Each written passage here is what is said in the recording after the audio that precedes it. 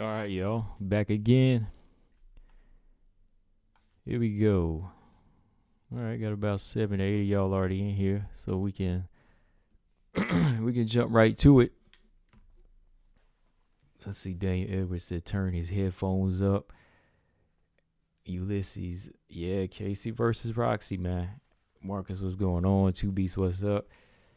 Yeah, man. Let's go ahead and get into it. I was just looking online at some stuff. There's something I just want to talk about here real quick that jumped on my uh just jumped on my plate. Here we go. Hold on, let me pull this thing up.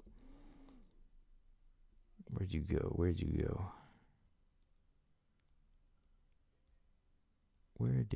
go? Oh, there we go. All right, here we go. All right, y'all, welcome back to another live stream. And as y'all know, I'm Combo Breaker 99. Yeah, that's the only person here, right? Yeah, welcome back to another live stream, man. It's fight week.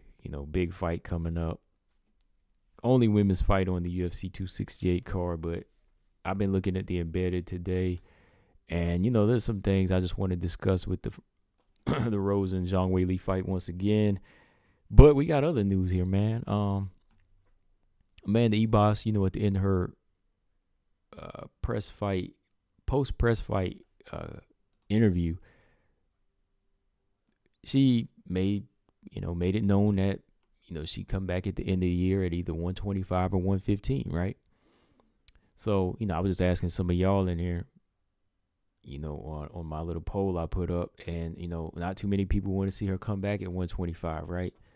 I mean, for good reason. I mean, her focus is 115, so why not, right? But if she wanted to get in another fight by the end of the year and not have to worry about a rough weight cut, 125 is kind of the go-to, right? So yeah, there's that. Rose and Zhang, like I said. And this news, man, I was just looking on Twitter today, man. Roxy versus Casey Oneil might be in the works. It's not finalized, but it might be in the works for early next year, January, February to be exact. So we were just talking about that yesterday, right? I mean, that was kind of like the logical fight to make. If not Manon versus Roxy, Casey versus Roxy made a lot of sense, right? Because she's kind of the one I think needs to test to this type of skill when it comes down to it, right? So yeah, that's interesting, very interesting. And early look, let's talk about Fairtex and Phogat. Fairtex, Phogat, we can actually say that this is it's coming down to it now. This is the final fight, so we have it made. There's a face off, as y'all can see in the picture there. So yeah, fingers crossed nobody has to get pulled out of this fight, but yeah, that's on the menu. So yeah, all that I want to talk about today in the next hour and a half. All right, so no. First off, I was just pulling this up here, man. I was looking at MMA Junkie, and Dana White once again. He's talking about Kayla Harrison, and y'all know I talked about it in a video. So let's start with that. Let's talk about Kayla first real quick, because this just caught my eye. Dana White, y'all know last week, he said that, it'd be good for Kayla just to stay in PFL and, fight the opponents she's been fighting, because, that's the organization that's going to give her the money for that type of opposition, right? And he already said that she's not really in that pound for pound status with the fighters like Nunes and so on. So there's another article here. He just said Dana White says Kayla Harrison hasn't fought anybody to be considered amongst best female fighters. Let's see. So Dana said Kayla hasn't fought anybody yet. She hasn't fought anybody. Hold on. He said, let me put Amanda Nunes in with the girls that Kayla has fought. It might be the first death in MMA, okay? And listen, I like her. I got nothing against her, but come on, let's be honest. In case y'all didn't hear me, he said, so White Dana White listed UFC fighters Amanda Nunes, Shevchenko, Namajunas, and Zhang Weili as his top 4. So he said, look, let me put Amanda Nunes in with the girls that Kayla Harrison has fought, and it might be the first death in MMA. All right. And like he said, there's nothing against her. Same here. Like, there's nothing against her as a fighter. Like, I find her entertaining, but I got to agree with him. That's my thoughts on that. I agree with Dana White 100%. Like, you can't just rack up a record of 12 wins and then say I'm the great or I'm on my way to being the greatest, right? Because you have to look at who she fought. And that's what it all comes down to. Who has she fought, right?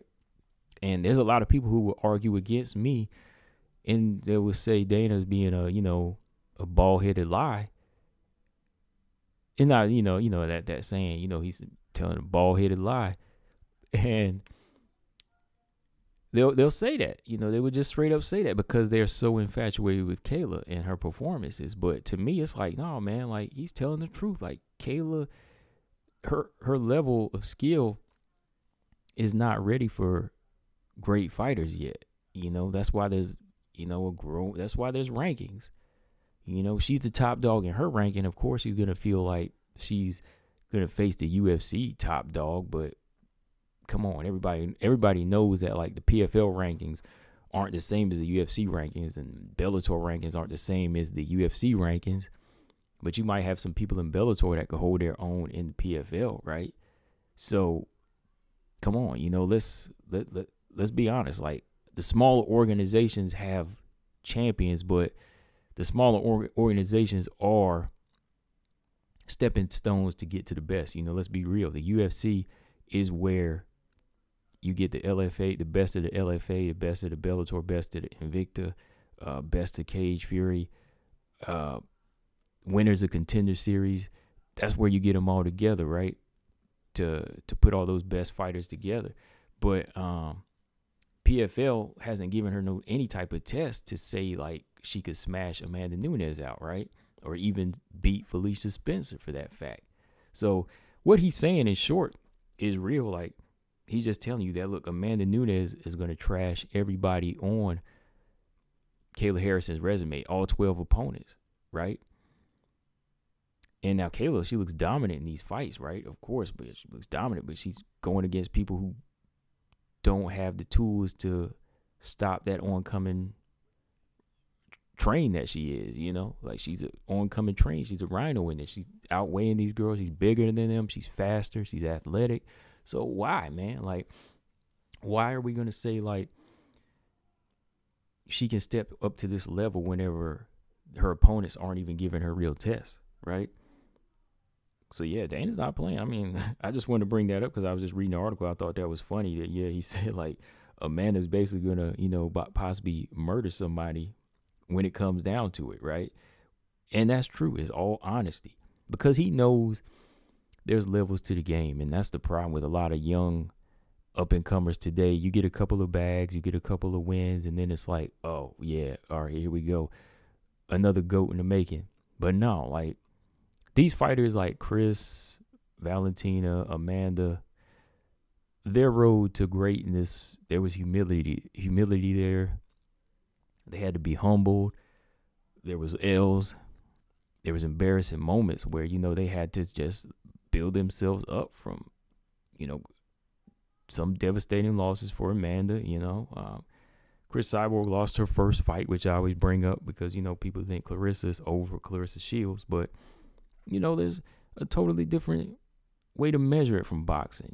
MMA, you really, really, really, really have to be dedicated to so many different disciplines here. That's why it's like, it's okay if it takes a long time. It's okay if you're not in the talks with to be those greats because it took them forever to get here, right?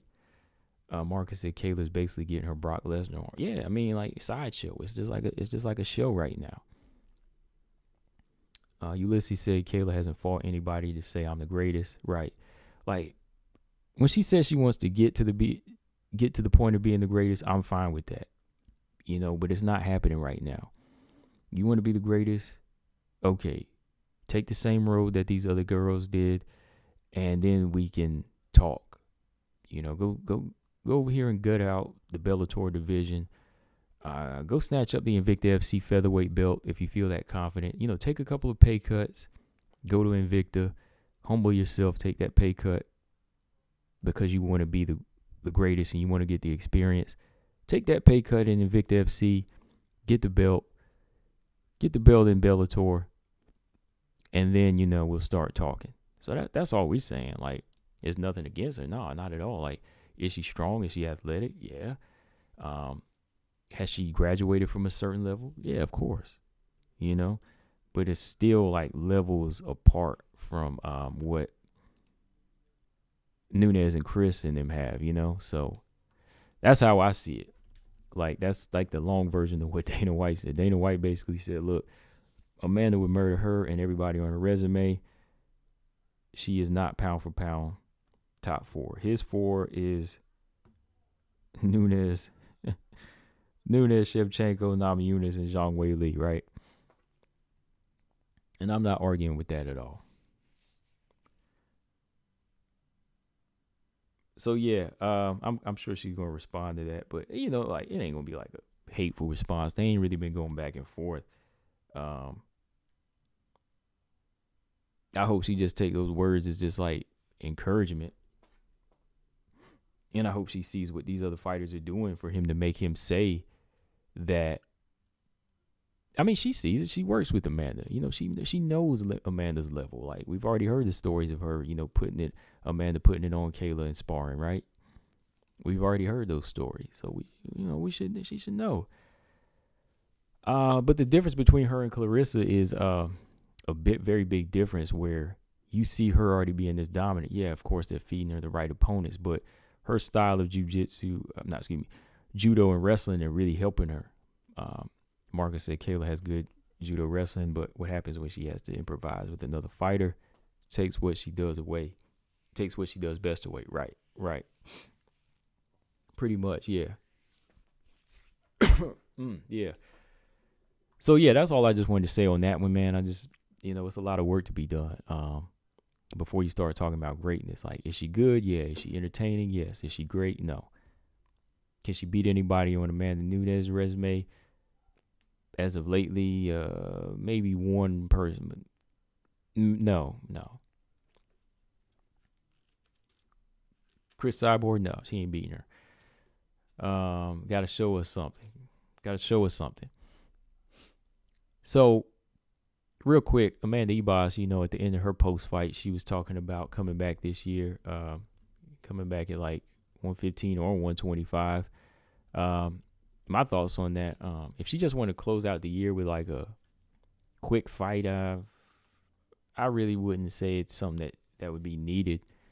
Let me pull this up real quick.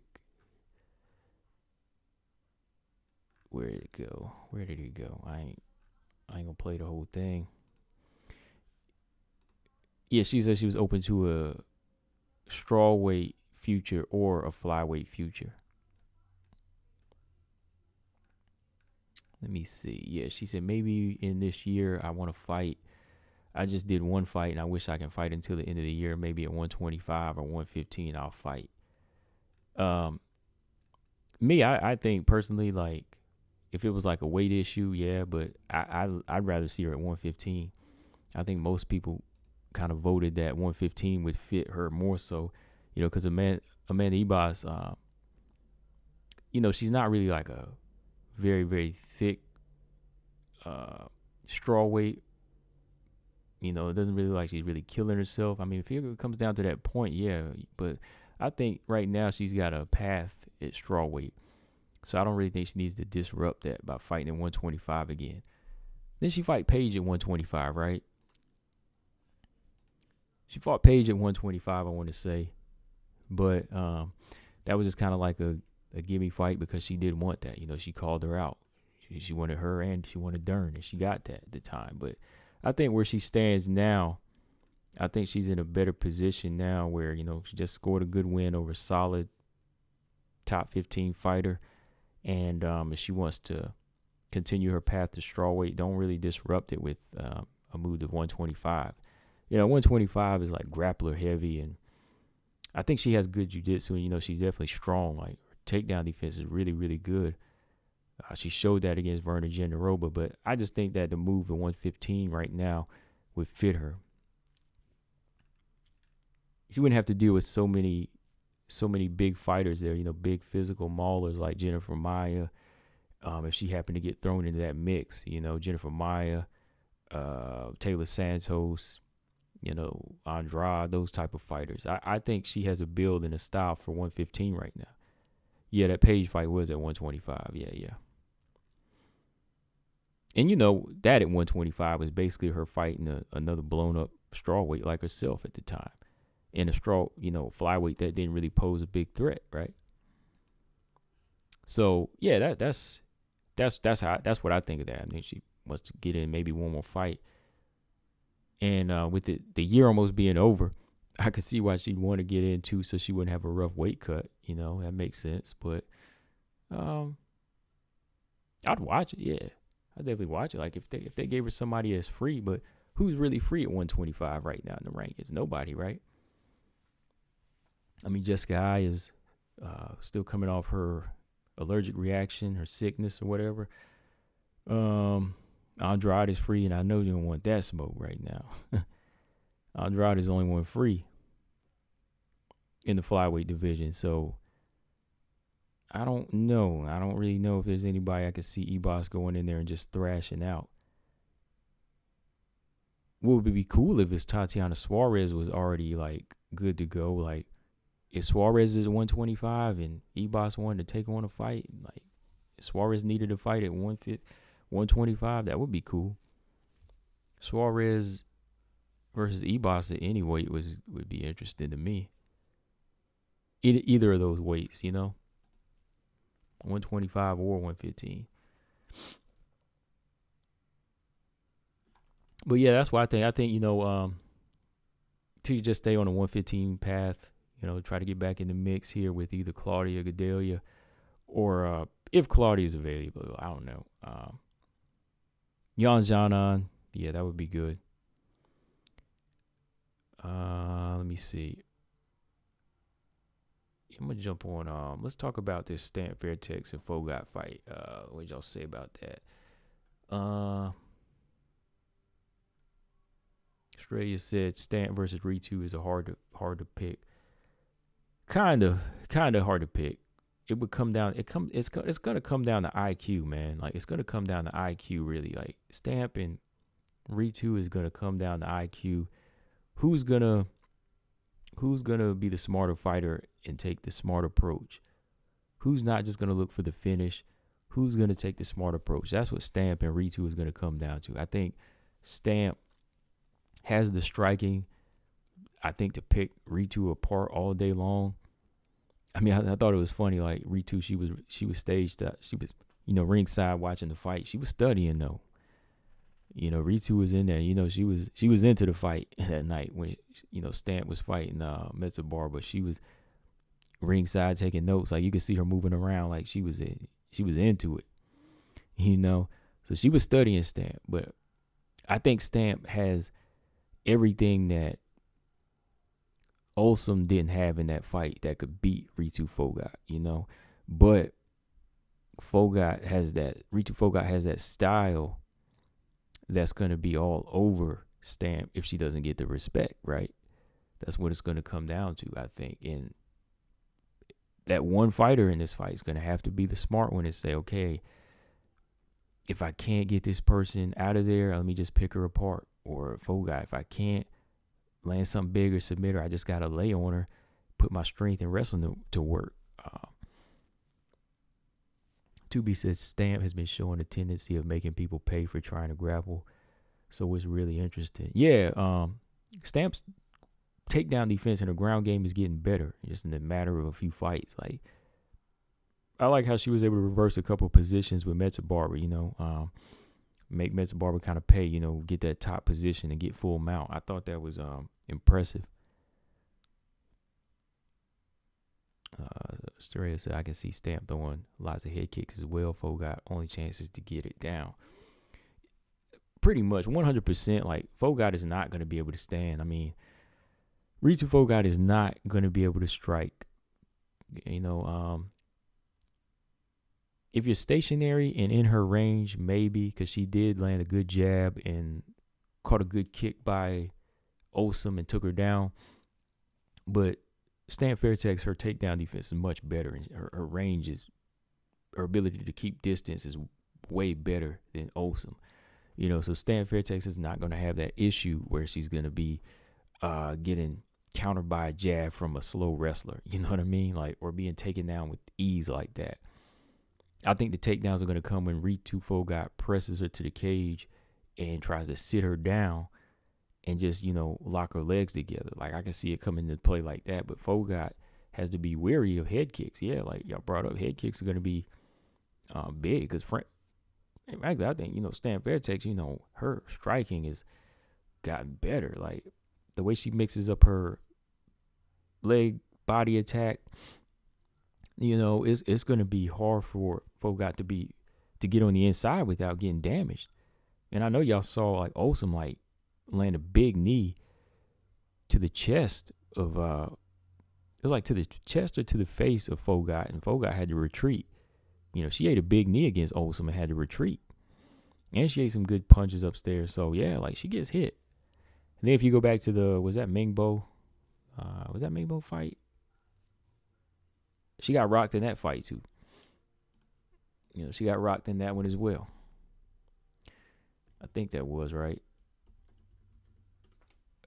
Fellow Japanese, fellow wrestlers, Japanese, very strong.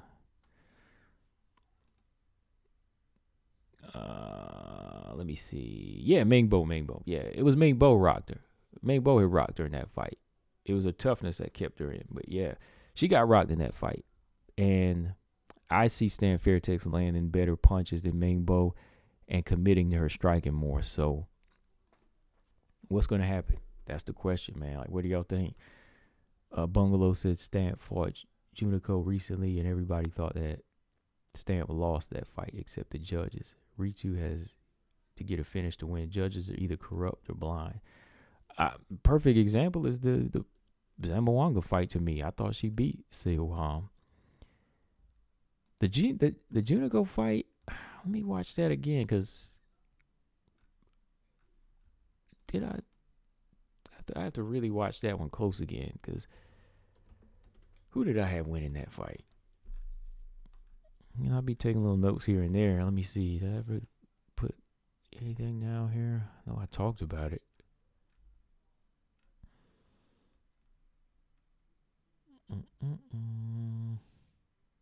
I know everybody thought the Rasahana fight was close again.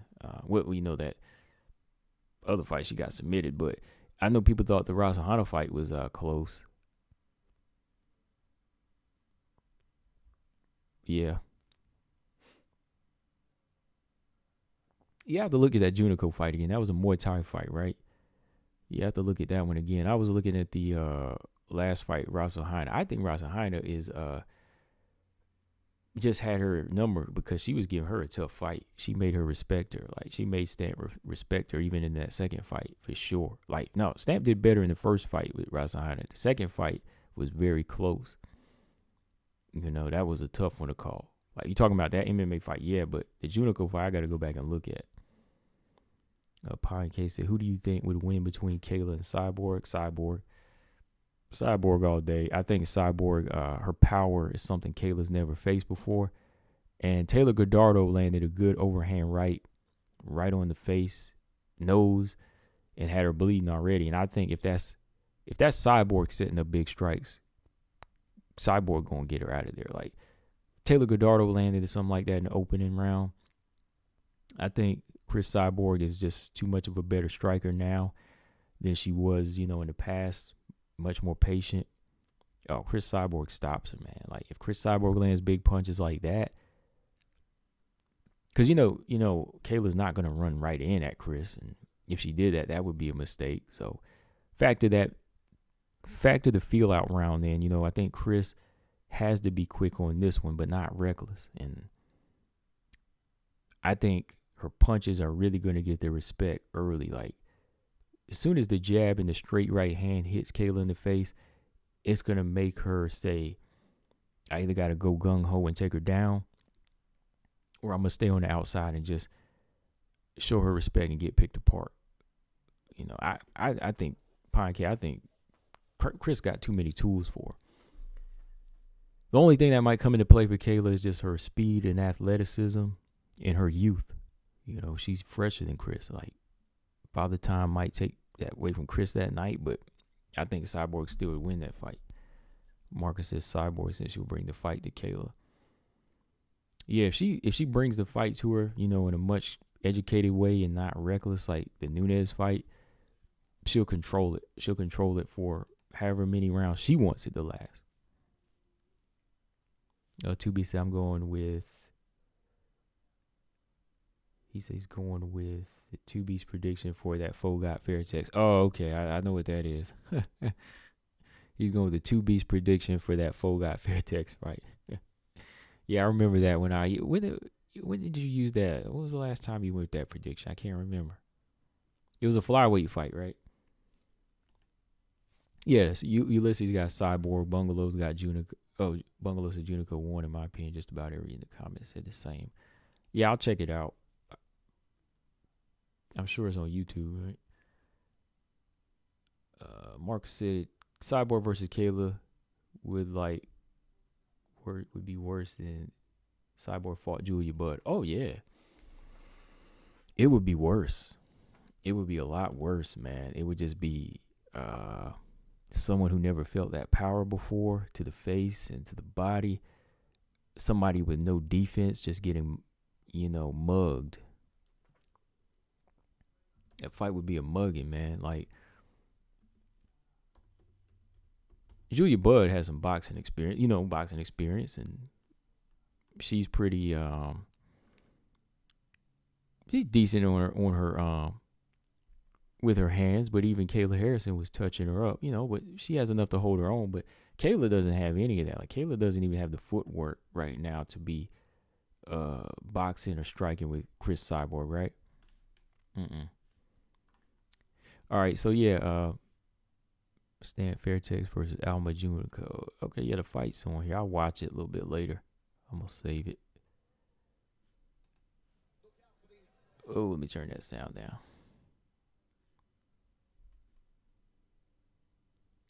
Stamp and Junico. All right, yeah, I'm gonna watch this fight later. Yeah, I got it, Bungalow. Yeah, so I think Stamp Fairtex, she has more than enough to win the fight. To me, if she measures her range well, unlike Osum did, and sets up the body kicks, it sets up the head kicks early on a fighter that doesn't have great deal of defense and is slow as a wrestler that depends on the ground, she could pick her apart. But she cannot stand still. Like, that's what Phogat's that's her open target right there. You standing still, she'll go right in and take you down. Phogat early look, to me, I think she's gonna have to use timing. She's gonna have to try to catch kicks like Metzabarba did, which is you got to be careful. You kick to the body. Like, Fairtex just can't go in with reckless kicks to the body. Metzabarba caught a few of them, right? So there's a lot of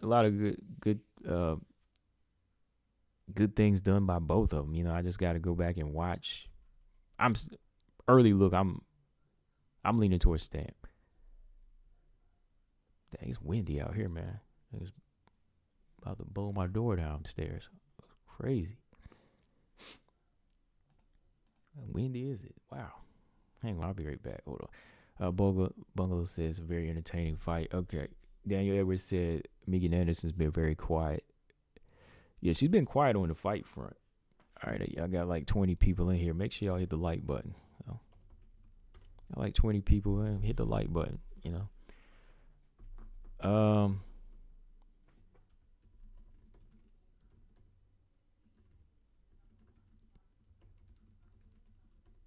Oh yeah. Yeah, Megan been quiet though. Yeah, she's been quiet. I mean, on the fight front she has, but she's been she's been gaming. She's been gaming like a mug. Shreya said Ebos should stay at 115. Bigger, stronger girls at 125. Definitely that chin. Definitely test that chin even more. Yeah, man. That's another good point. Like I said, y'all don't agree with me, but I think that Ebos is a little chinny. But you know what?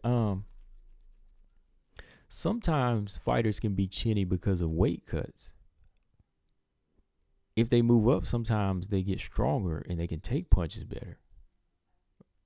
That's something I was thinking about. Like, you ever looked at Miguel Cotto, the boxer? If y'all know who that is, Miguel Cotto, he was very chinny at like 140 and 147. Like, you could touch his chin and he would get rocked. But when he moved up to 154, his chin was better. His chin was much better at 154. It was like the weight cuts were making his chin weak or making him weak, where he couldn't really take big punches. But like when he went up to 154, he was stronger. So maybe that is a factor of being chinny. That's why I say her chin is not glass. It's just like kind of shaky. And weight cuts can make your chin shaky, I mean, some people just have glass chins, but some, they just have rough weight cuts that make them weak, I know Joanna was making that excuse for her knockout loss to Rose. But that was just timing. She just got caught. She ate a big punch. So yeah, let's hang on one second.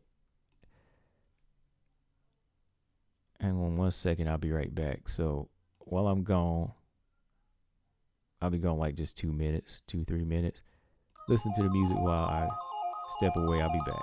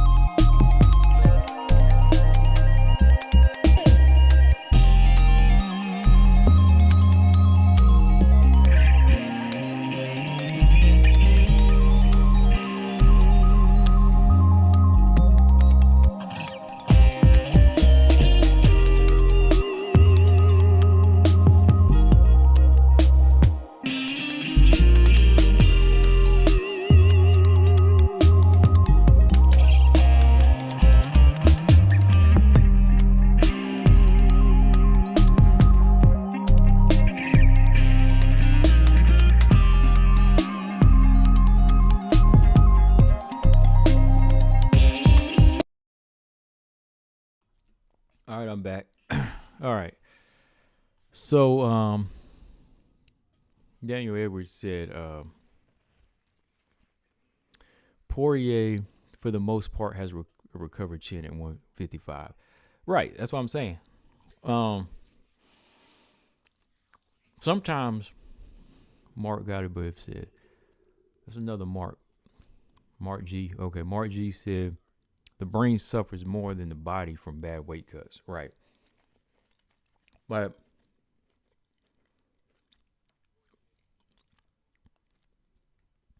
like the boxer I was talking about, Miguel Cotto, when he was at 140, he could get shook up easy sometimes, not knocked out, but just shook up because of the rough weight cut. It's affecting, like you say, the brain. But the minute he stopped having them rough weight cuts, like he went up to a weight like 154, even at times at 147, he was still shaky. But 154, it kind of fit his body, and he could take a punch again, which, like I said, is crazy because, like you were saying, RG, it affects the brain. Like, you're already kind of weak. You can only take so much, like, to deplete you. You know what I mean? Like, you're already depleted, but when you take that next punch, that could be it. All right, 2B said, look, I'm putting this to bed. E-Boss has the chin. Has the chin level of Chris Latino. Leave E-Boss and her chin alone. I will not 2B. I mean, look, like I said, look, I love E-Boss's style. I love her as a fighter. Look, I love E-Boss. She's a good fighter. But I just don't want to see her get hurt. That's why I just think she got to improve on defense. I'm going to keep saying the chin is chinny until she, stop taking big hits. Like, if you can roll with shots more, or if you can put on the right amount of muscle, not the muscle, but if you could just improve defense and stop taking hits like that, then I might forget it. Daniel ever said y'all would probably be busting your guns in the air if you heard the bars I'm spitting at this beat. No, I got that thing locked up. Boy, I keep it locked. Keep them locked.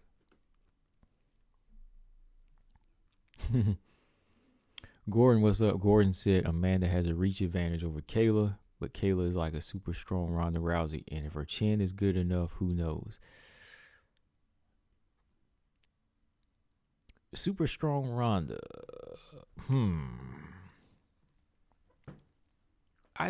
She's super strong. She's super strong, and she does have that athleticism like Ronda. Maybe even a little bit more, maybe a little bit more impressive with the strength, but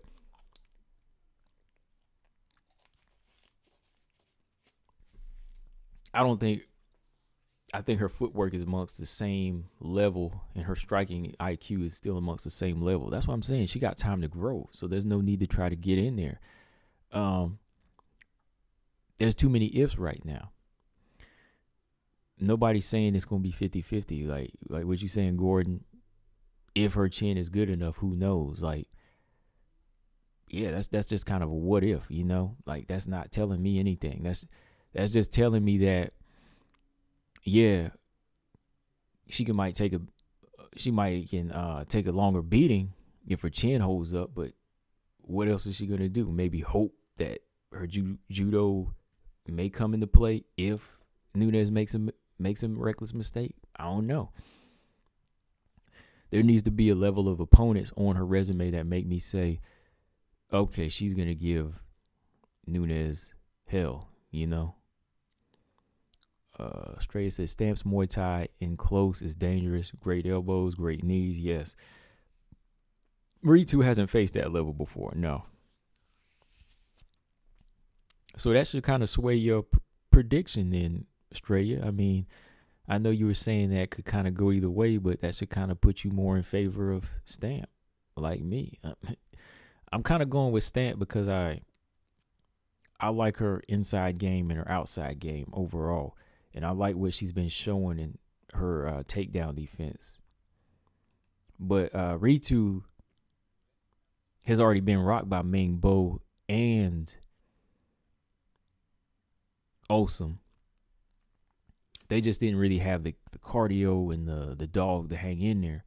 Because the minute she got hurt in the Ming Bo fight, she Ritu amped it up. She amped it up and really came after her. She did. So I respect Phogat in that manner. Daniel Edwards said Ebos needs to focus on her grappling. That can make her elite at 115. Yeah, her striking is good, but yeah, I think her grappling is going to be very, very much key if she runs into Yan Xiaonan, of course, and if she runs into Marina Rodriguez again. Her grappling is going to be key against Rose Namajunas if she runs into Rose, because Ebos can't strike with. I mean, she could try to strike with Rose, if she brawled with her and go to Rose's body, but it has to be a mix there, and it has to be her grappling that has to be on point. Like Ebos, as she moves up, her ground game is going to be critical, in those type of fights. Like, let's say if she has to fight Joanna, if she has to mix it up with Carla Esparza, it's got to be her grappling in those fights.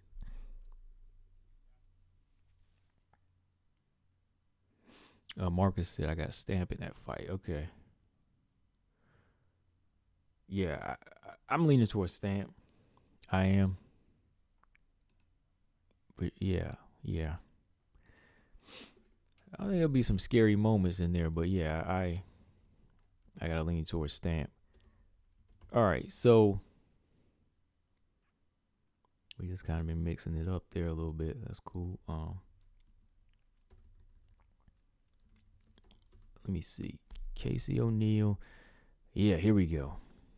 Let's talk flyweight division once again. We have, okay, wait a minute now. All right, so 3 hours ago, Casey Oneil versus Roxanne Modaferri was targeted for UFC 271, right? It was in the works, last I seen. Let's see, this is an older article. 3 hour, okay. Oneil Modaferri targeted for UFC 271. According to Cage Side Press, Oneil versus Modaferri's added to UFC 271. So it looks like we might already have a fight signed.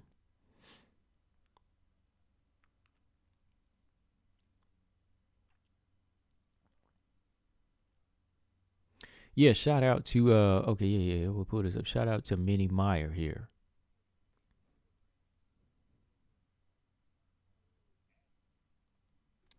See, shout out to Minnie Meyer here. Was the first to report that number 11 ranked flyweight Roxanne Modaferri will fight number 15 ranked Casey Oneil on February 12th. But it looks like it's already signed.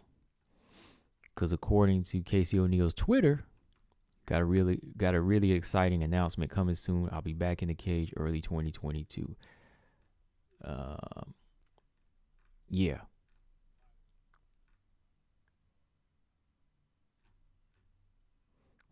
And yeah. Shout out to Minnie Meyer. Yeah, that's okay. Yeah, because somebody had posted that. That's where it came from. Yeah. Yeah, because I just saw this article, but the name just caught my eye. Minnie Meyer of MMA Ideas.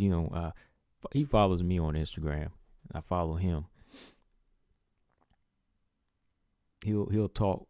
He'll like leave comments, and I've talked to him before. So yeah, let's see. Cage Side Press wrote this article.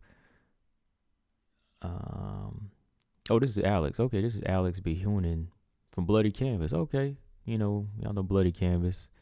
BJ from No Filter MMA is part of the crew. So yeah, okay, that comes from Alex. He wrote this article. Shout out to him, and shout out to Minnie Meyer. He's the one that posted this or sent this information out. And hold on, let me see. Yeah, okay, all right. So yeah, that's good news then. We were just talking about this yesterday on the live stream, right? Because my thing was, okay, Casey Oneil, let's go ahead and pull up the rankings. Let's reference some fighters here while I'm breaking this thing down on why I saw it fit to give her this fight. Okay, so Casey O'Neill's entering in number 15, right? And to me, she needs a test. Macy Barber would have been a test, but she didn't want to take that fight yet because her team didn't want her to go right back in December. They wanted her to take the time to improve. So 2 or 3 months away, that's fine. So in the meantime, I said, okay, Casey O'Neill versus Manon Fiorot. Not really. Manon needs a higher ranked fighter, in my opinion, just like she's getting moved. Casey O'Neill is. So with most everybody taken, everybody has a dance partner. All signs were reporting to Roxy. That's the first thing I said. I said, okay, Casey O'Neill, let's get her in there with Roxy. Roxy's coming off the loss to Taylor. She's a former top 10 fighter. She's now number 11. So 4 spots up. That's fair. You don't want to give Casey O'Neill like a big jump. You just want to give her someone that was in the top 10, formerly in the top 10, that can give her a test, right? Ulysses said, what if Roxanne wins? Woo, if she wins, then Roxanne is on that hype train derailer. She's back on her hype train derailer. You know what I mean? Because she'll have beaten Shevchenko, Macy Barber, and she'll have beaten Casey O'Neill, right? So we'll see. Ulysses says she gets the gatekeeper credential. Yeah, Roxanne's that gatekeeper now. That's her. So, yeah, my thoughts on this fight, like I said, it was one that I asked for, or pretty much matched up myself. I like it. It's the test that Casey needs. It's a test to see where her striking is and see how good her grappling is, right? And to see how strong she is. And see how smart she is. Like, can she do what some of these other fighters do, as far as just shutting Roxanne's jiu-jitsu down and shutting her striking down and just being very physical and make it a very rough and ugly fight? Can she finish Roxanne? Can she finish Roxanne the way she finished her first 3 opponents in the UFC? That's the question. What do y'all think about that? Answer that question. Can she stop Roxy? Can she stop her like she's done her first 3 fighters? Yes or no? Roxy coming off of this loss to Taylor Santos, she's not done. She still poses a big threat. Taylor was just on another level, like I said, too strong. And that's just a test that you have to pass, for the fighters that know they have it. When they're ready to show it, they go in there and show it. They get them out of there. Or they get by them. So she did what she was supposed to do. Now we'll see if Casey can do the same thing, It's hard to say because we still need to see a little bit more polish. We'll need to see a little bit more polish on her. Okay, Marcus said, I'm going to say nope. Okay, yeah, I agree with that. Like, I don't think Casey stops Roxanne either because nobody really stops Roxanne. Lauren Murphy didn't. Vivian Araujo didn't. Sarge didn't. Who else didn't? Taylor Santos didn't. None of these fighters stopped her, because she's tough. She's tough, and she brings such a crazy, crazy pace of a fight. When BJ here, he laughing when I be talking about, what I'm talking about, how she be stepping in and out and just kind of blinking and throwing these shots and throwing you off. But I'm like, yo, she's dangerous. Roxy's dangerous. And I think for a fighter that's considered UFC green and still has a lot of work to do, but still has some good tools, Casey's really, really in for a big test here. And I don't think she can take that approach like she did her first 3 fights. That's why I don't see her stopping Roxanne, because Roxanne brings too much to the table as far as keeping herself alive in a fight. She's very she's very durable. Even if she can get ragged out by these strong girls, she is durable. Her jab is on point. Her right hand is tricky. And that's what we're talking about. Like, Casey O'Neill is good with her grappling, but this is a fight where she's going to need to make sure her defense is on point. Roxanne brings offbeat striking, effective striking, very, very good striking that Casey O'Neil hasn't faced yet in the UFC. So I think that the punches aren't going to be like killer or going to be knocking her around, but it's a good test though to see if she can learn head movement and make that adjustment in the fight, right? To be said, if she finishes Roxy, will she be added to the triple threat? Yeah. If she finishes Roxy and she looks good doing it, yeah, she'll be there. She'll be there. The reason I had to give Casey O'Neil 3 or 4 fights before she got there is because, Casey O'Neil, she's finishing these girls, but it's still like her skill set wouldn't really give the Caitlin Chikagans or the Jennifer Mayas or the Andrades that type of trouble. You feel me? Like, they wouldn't have that type of trouble with her style. Like, Manon brings trouble with her style. I think Miranda brings trouble with her style, and I think Taylor does as well. But Casey is very raw, and it was just the fact that the fighters she fought on the lower level, they didn't have it. But with Casey stopping and finishing 3 fighters, and if she can go in there and dominate and destroy a veteran, a former top 10 fighter, then she would definitely be in the triple threat.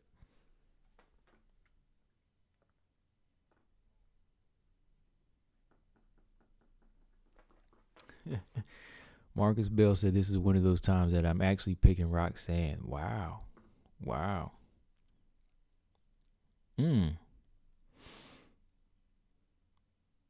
Give me a reason why you would pick Roxanne. Like, I'm not saying that you're wrong. I'm definitely not saying that, because I kind of look at what Roxanne's bringing to the table as I talk her up now, and I might be picking her. I mean, I can definitely see why, you probably pick her, but I want to hear from you, Marcus. Ulysses said Casey O'Neil is finishing fights, but she loses rounds. Yeah, that's true. Like, she's not dominant. That's a good point. Like, Manon is finishing fights and she's dominating. I know she didn't finish Mayra Bueno Silva, but I think her win over Mayra Bueno Silva was really, really impressive off of how she did it too. Off of the sickness that she came off of. The C. Coming off of the sickness and then going in there to dominate. Very, very critical early on in your prospects. You got to kind of look at that. Like, yeah, she loses rounds like that. Watch what the veterans might do.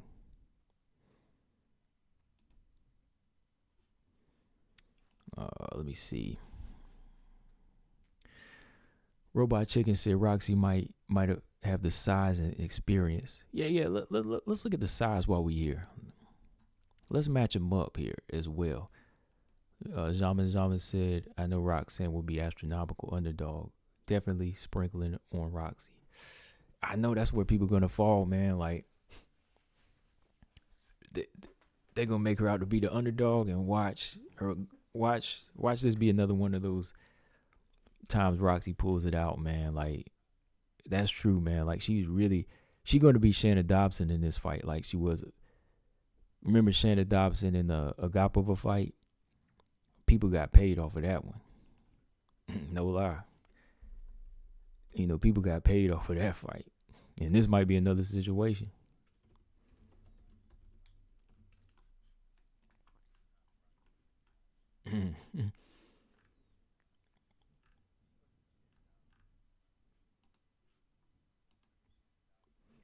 Gordon said, if Roxy's knees hold up, this is the perfect test for Casey's grappling defense, and she's fortunate to get the challenge and opportunity before Roxy retires. Do y'all think Roxy retires if she loses bad? Roxy's 25-19 right now. Like, if Roxy racks up her 20th loss, do you think she retires? Stray said Casey in the triple threat, even if she beat Roxy, which I doubt. Casey needs to show me a lot more yet. She would have that potential. Like, if she goes in there and dominates Roxanne and, looks like a totally improvement of what we seen, I might have to put her in there, man. I might have to put her in there. Now, if Roxy hurts herself or something, I can't, right? Like, it's got to be dominant. Like, if she dominant, man, like, I can't help it. Like, if she go in there and do like a solid, efficient finish and she's dominant, like, every single round, she wins every single round, then I might have to. Now, if Erin Blanchfield goes in there and outclasses Macy Barber, I for sure got to put her in there, though. Because she already showing the tools to me. Marcus said Roxanne is known for beating prospects, including experience in those choo-choo train punches. Yep. I'm telling you, yeah, like those punches are no joke. Robot Chicken said, let's be honest, Roxy's being used as a stepping stone. For sure. Oh, yeah, for sure. Like, that's why I matched her up with Casey. That's why I was like, this is her next fight. Like, I think at this point, if she enters the top 15, there's only one way up, and she's going up. So, she's the one fighter without a dance partner coming off of Taylor Santos. So, she's going to get this fight because it's good experience for her.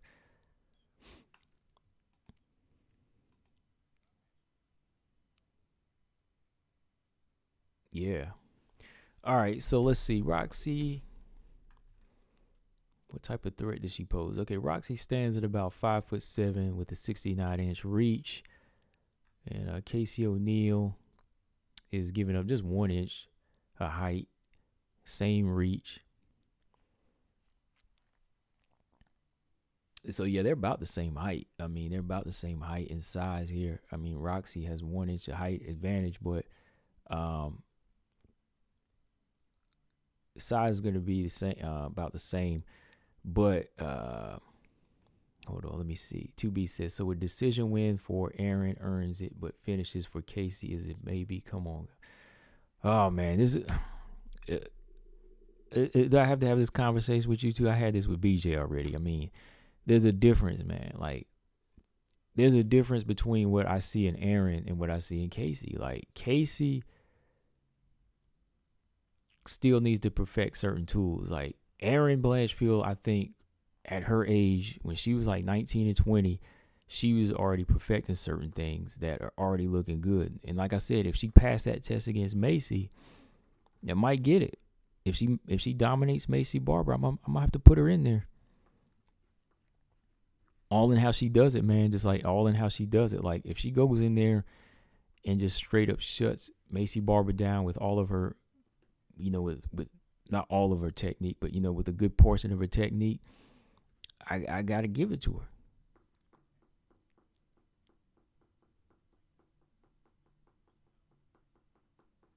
Because this is younger, already polished at this age too.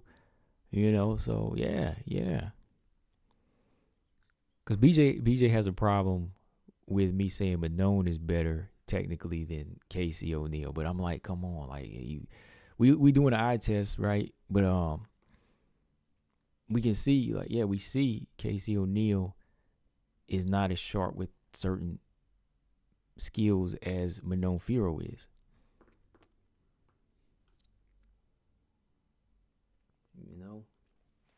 Gordon said Casey's stature will increase if she is the one that retired Roxy. Yeah, if she retires Roxy, yeah, like her status will go up. But let's really look here, like, okay, what threat, and I'm not talking it down, like I said, I'm just looking right now at these two fighters going at it. Like, what threat does Casey Oneil pose to Roxanne right off top? I'm not saying she doesn't. I'm asking y'all. I want to know, what do y'all see that's going to give her problems? Like, what is Casey going to do that's going to give Roxy problems? Like, same way I'll tell y'all the tools that Taylor was going to give Roxy problems. What do y'all think is going to give her problems? Casey Oneil, what is she going to do? I mean, I'll give you some of mine, but I just want to know what y'all think. Especially 2Bs. Especially 2Bs. I mean, tell me, 2Bs, tell me, like, off top, what is Casey going to do that's going to cause damage to Roxanne? Like, I got to know, like, what is it that's going to be danger? 2B says skills, smells, results for what count, man. I'm just saying. Oh, boy, here we go. On a certain level. Results early are what count, but when you get to that certain level, you won't get those results anymore, because if your skills don't catch up, what are you going to do? I've seen this many a time in boxing, man, over 3 decades of boxing, where I see fighters, they get the results to a certain extent, but when their skills don't catch up with the results, they start getting their behind whooped. So skills, yes, skills are part of this, baby. Skills are part of this. Like, if she go in there and dominate Roxy, but still show some holes that, the top 5 are gonna expose, hey, can't really be too much of a threat.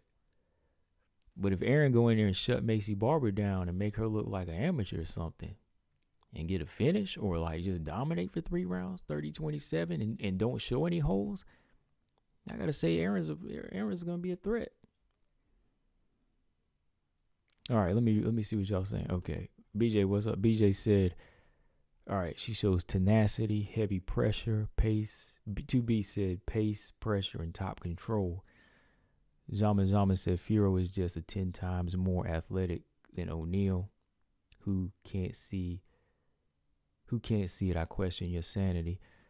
I that's all I'm saying, man. Like, she's very athletic. She's very technical. She's winning every round. She strives to win every round. So it's much more impressive and much more threatening than Oneil right now. Gordon said, I think Casey would be like JoJo against Roxy, outstriking her easily. Casey will be like JoJo against Roxy. I don't know if she'll outstrike her easy.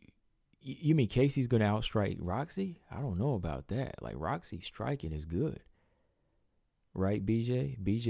Roxy's striking is better than Montana's, right? Ulysses said pressure and grappling. Okay, pressure and grappling. I'm seeing pressure a lot here. All right, BJ said heavy pressure. 2B said pace and pressure, top control. Ulysses said pressure and grappling. I'm seeing a lot of pressure. All right, Marcus, you got to come in and back it up, man. What's Roxy got that's going to be dangerous? Marcus said the thing with Casey is, does she have enough strength to deal with Roxy on the ground? Exactly. BJ said strength. Stray said, I think Karine Silva looks way better than Casey. She's going to be a problem. That's the truth. That girl's going to be a problem, yeah. Karine Silva's striking already looks good. Her ground game already looks good. Gordon Moore said Casey has youth on her side besides speed and accuracy.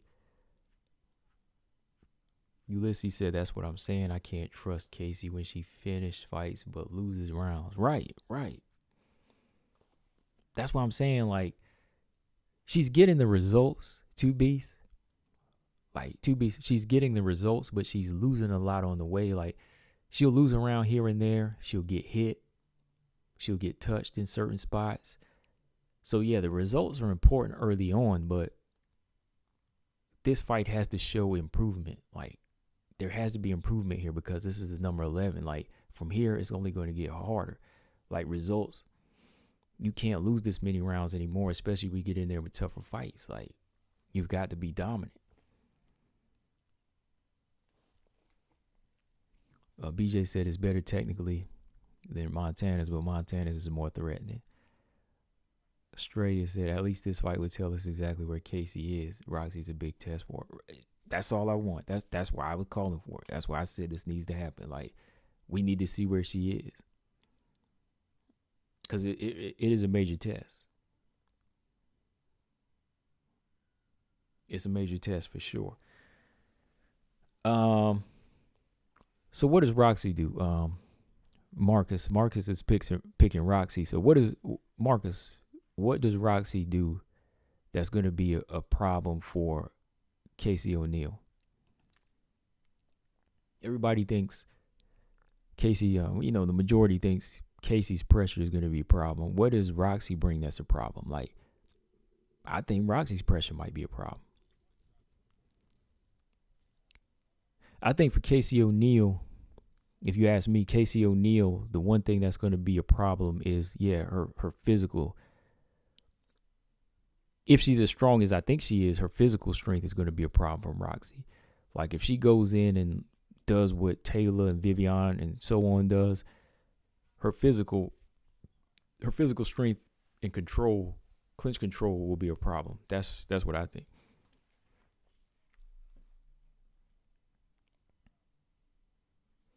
But when we talk about Roxanne, honestly, man, I think Roxanne's striking would be the problem for Casey Oneil. Jama said Oneil is destined to end up with severe CTE. Wow.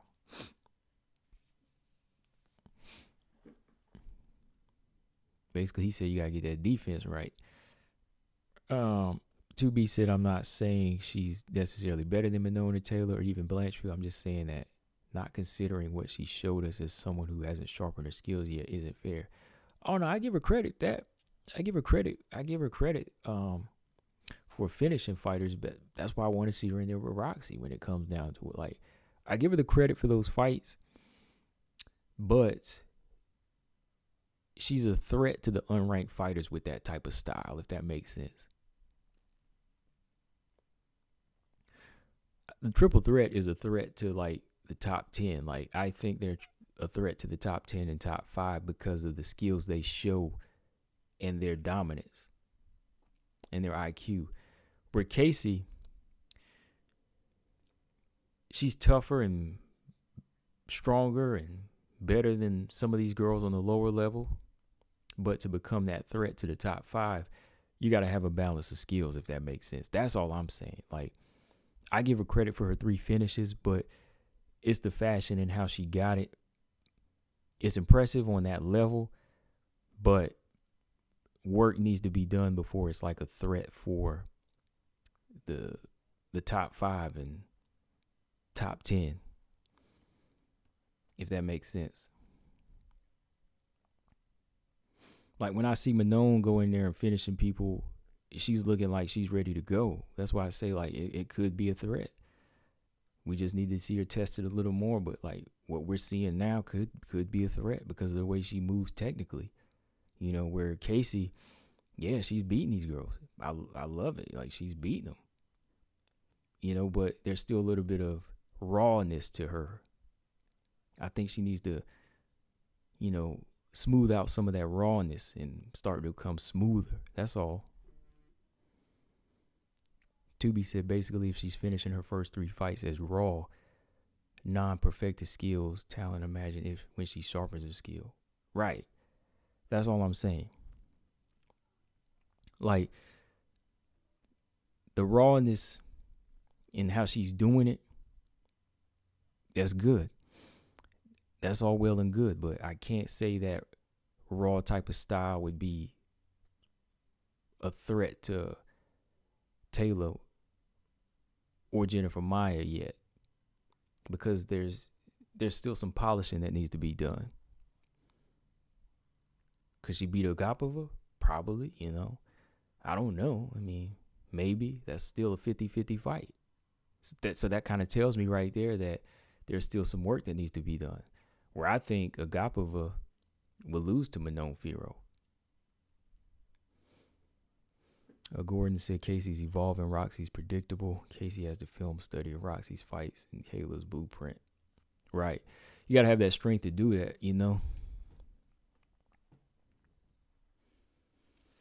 Yeah, Brian Williams says she got that old man strength. Yeah, that old man strength ain't no joke, man. It really isn't. Marcus said, for one, the pressure in which this includes those punches Roxy throws. Yeah, her striking, I think, Roxy's striking in this fight is going to be key. Like, Roxy's striking was very effective on Macy Barber. And she landed punches on Viviana Araújo. She landed a few on Taylor Santos. So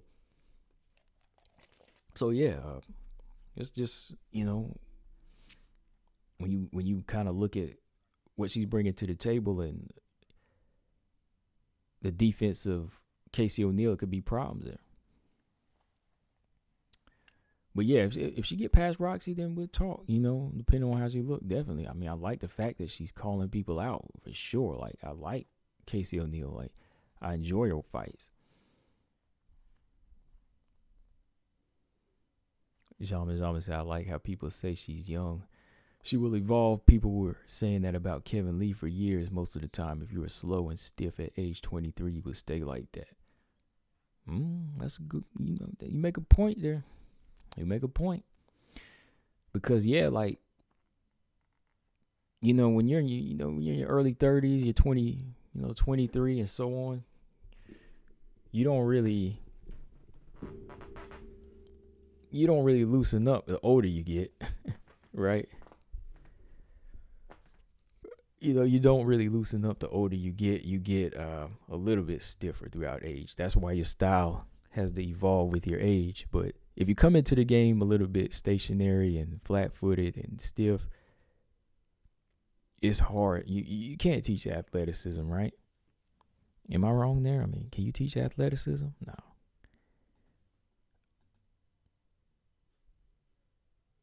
And I'm basing that off what you're saying, Jamin. I mean, like, it's like, like you said with Kevin Lee. Kevin Lee, if he can't evolve, then it's not going to really, if he can't get it at this age, then he's not going to get that athleticism in time,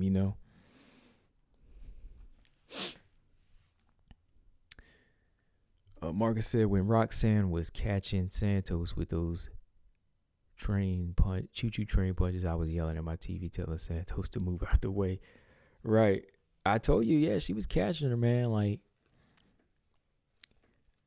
I don't know, man. Like, Gordon, you said Roxanne is predictable. I don't think so. I don't know. I don't think she is predictable.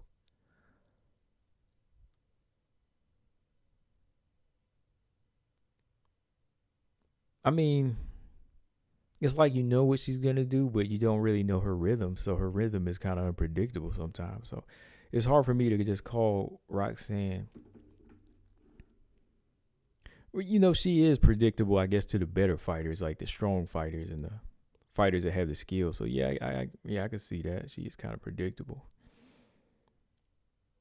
I mean, 19 people can tell you that, right? Eventually. But yeah, that's something to think about. I wonder, man, if she hit 20 and if she hit the 20th loss, would she call it quits? Interesting, man. Very interesting. But yeah, this fight's going to answer a lot of questions for both.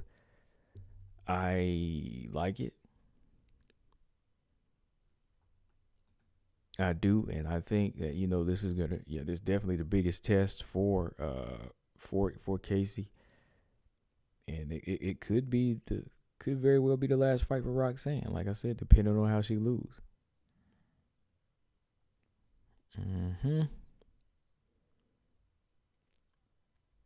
All right, so last topic. Yeah. Last topic. Let's jump to Rose and Weili.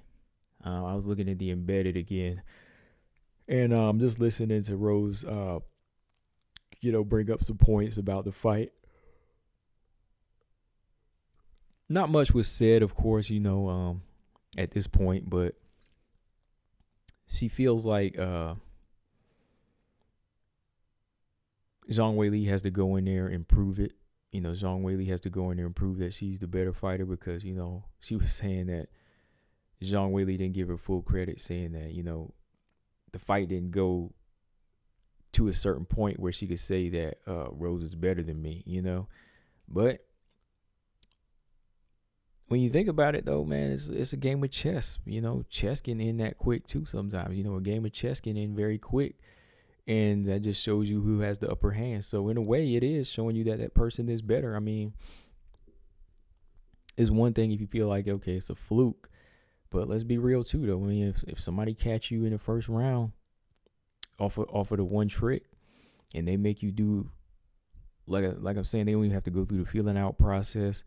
If they make you react to a feint off the jump and you get stopped with one kick, I mean, hey, like, it is what it is at that point. Like, you cannot say that person is not better than you, right? I mean, you can't say that person is not better than you. Like, you have to kind of give them credit. Like, if they stop you in the first round and they set you up, right?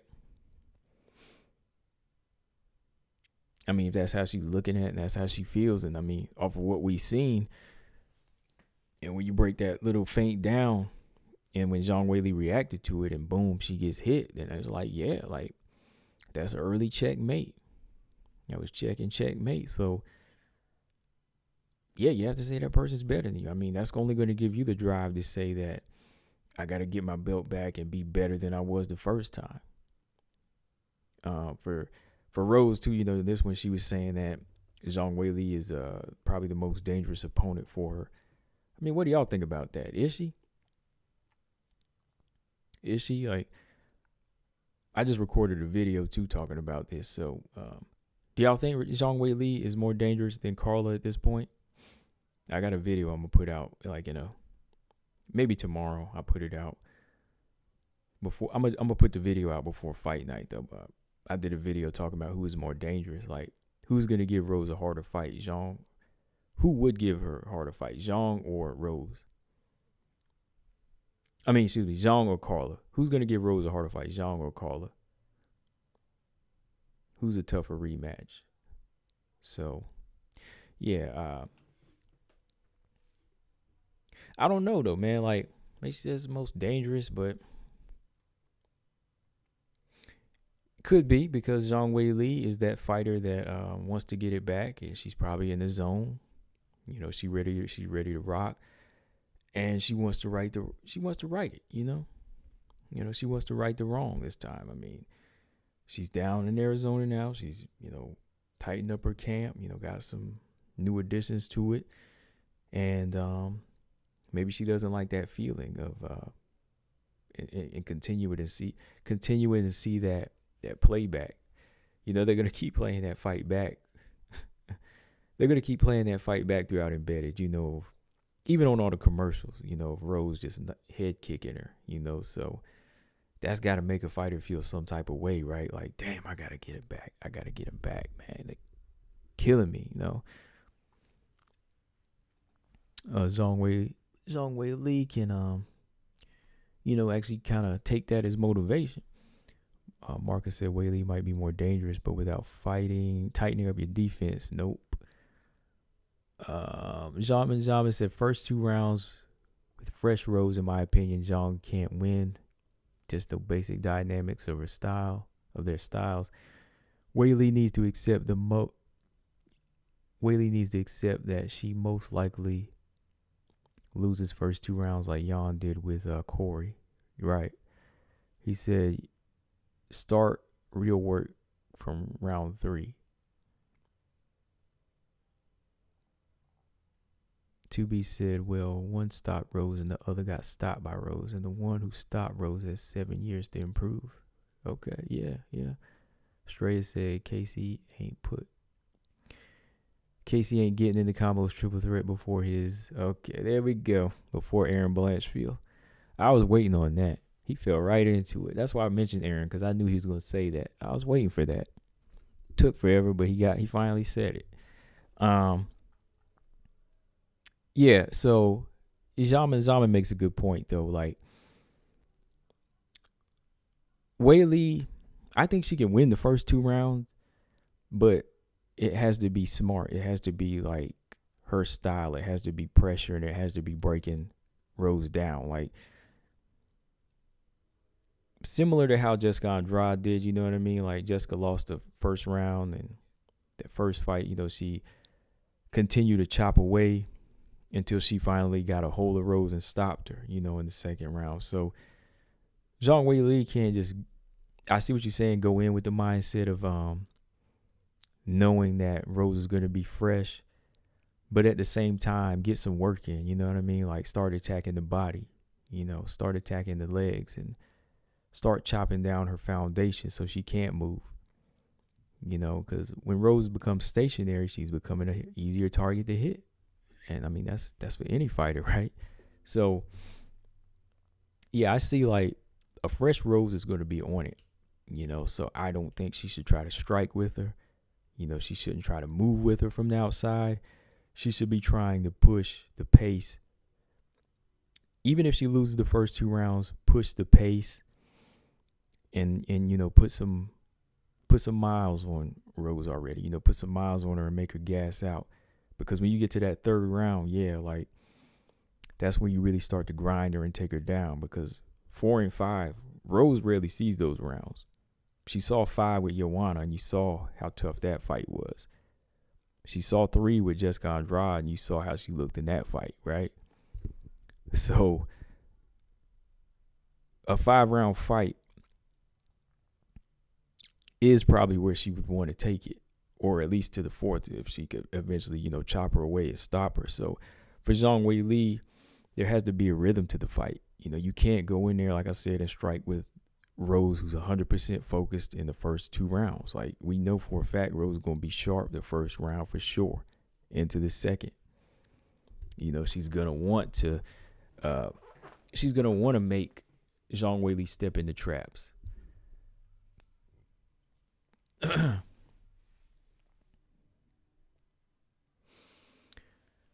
Gordon said it would be cool if one of the cage side commentators was Carla. It could be, you know what I mean? Like, it could be if she put herself in that situation. Like, how Juliana Pena does, right? I mean, like, she could very well do that, but, I don't think she'll put herself in that position to be there like that. Marcus said Carla could be a threat to Rose up until her wrestling gets compromised. Yeah. Like, I've been saying that, like, Carla's got to be on her Juliana Pena. I said that in one of my videos. She's got to be at the press conference. She's got to be at the press conference talking that junk, talking the good stuff. Like, not like ignorant, but you know what I mean. Like, post on your Instagram that you stop Rose. You know what I mean. Ulysses said he's picking Weili. I mean, like, there's really like I said, like, with this fight here, there is no crazy answer. Like, because people think if you pick Weili, you crazy because of how the last fight went. People think Weili's mentally shook, but I don't think so. I think Rose is ready. She's been here before. It's just a matter of does she want it the same way? Like, has she matured? Has she matured, like she said in the embedded? Rose said that she's grown since the last time she had the belt. Has she? You know what I mean? Like, will she defend it?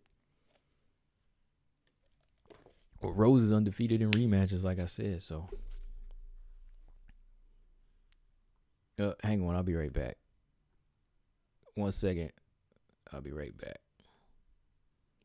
Until I get back, here you go.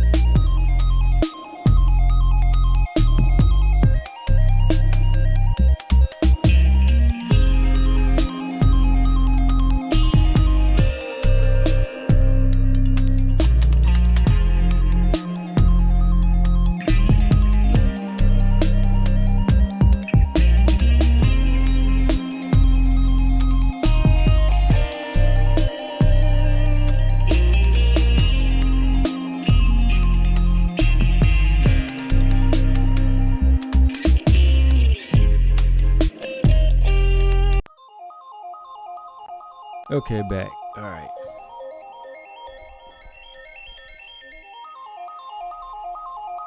All right. Zaman said, Andrade is actually way better than Zhang at closing distance. She can reach Rose from the first round.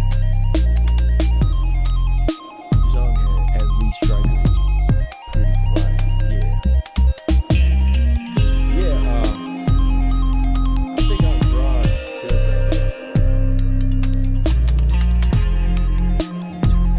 Turn out. Here we go. Okay. Yeah, I think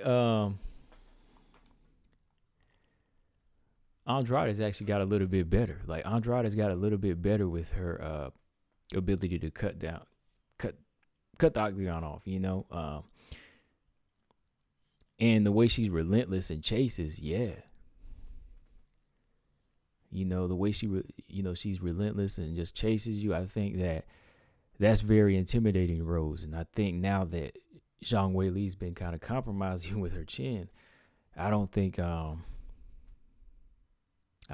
like she'll have that type of knack in her to put that type of effective pressure like Andrade. Gordon said, "What do you think of Weili's open guard? Was that unusual for her to do when Rose kicked through the opening and only needs to be open briefly to get caught down the middle?"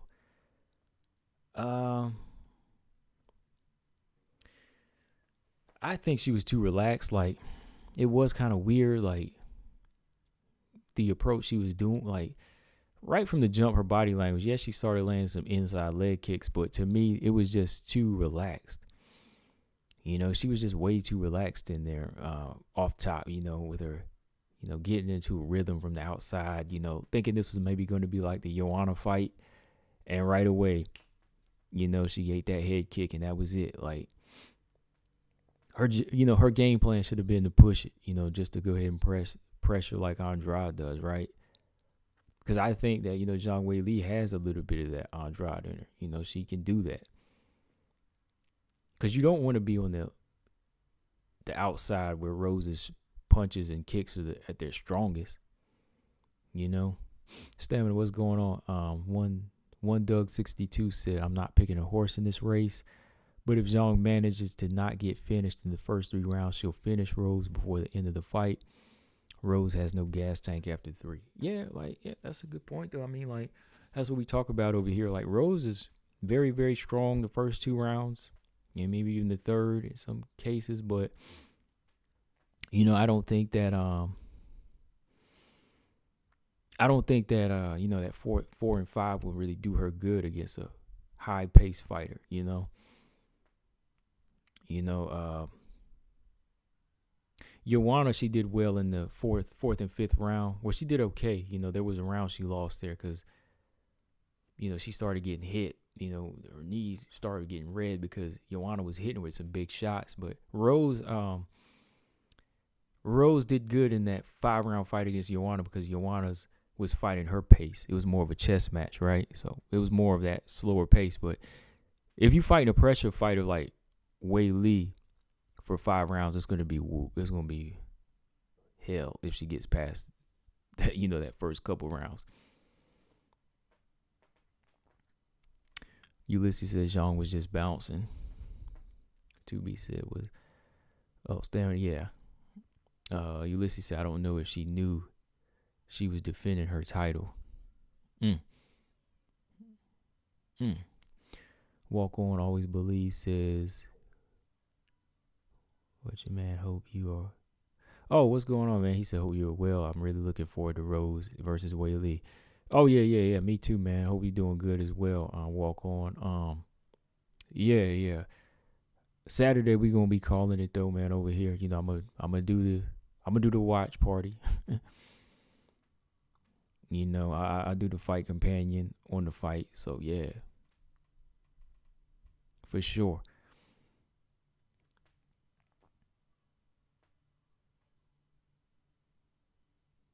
Who do you got to walk on? Like, who do you got in this fight? Though? I hope we get something longer than the first one. That's all I want, for real.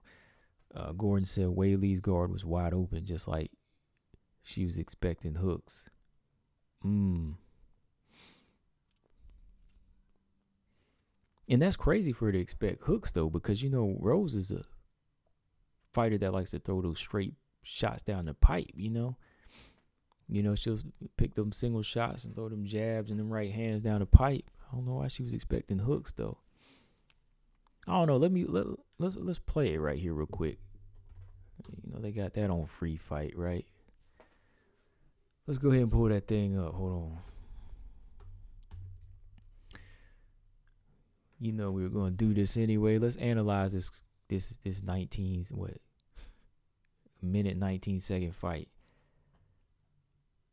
I just want to study her body language here for a second. All right. Zhang said, basically, Zhang needs to worry about not getting finished the first 2 rounds. From third round, go full Carolina, walk her down, ignore distance, just go punch for punch since then. I think you definitely got to go to the body, man. Carolina landed some nice body hits, though.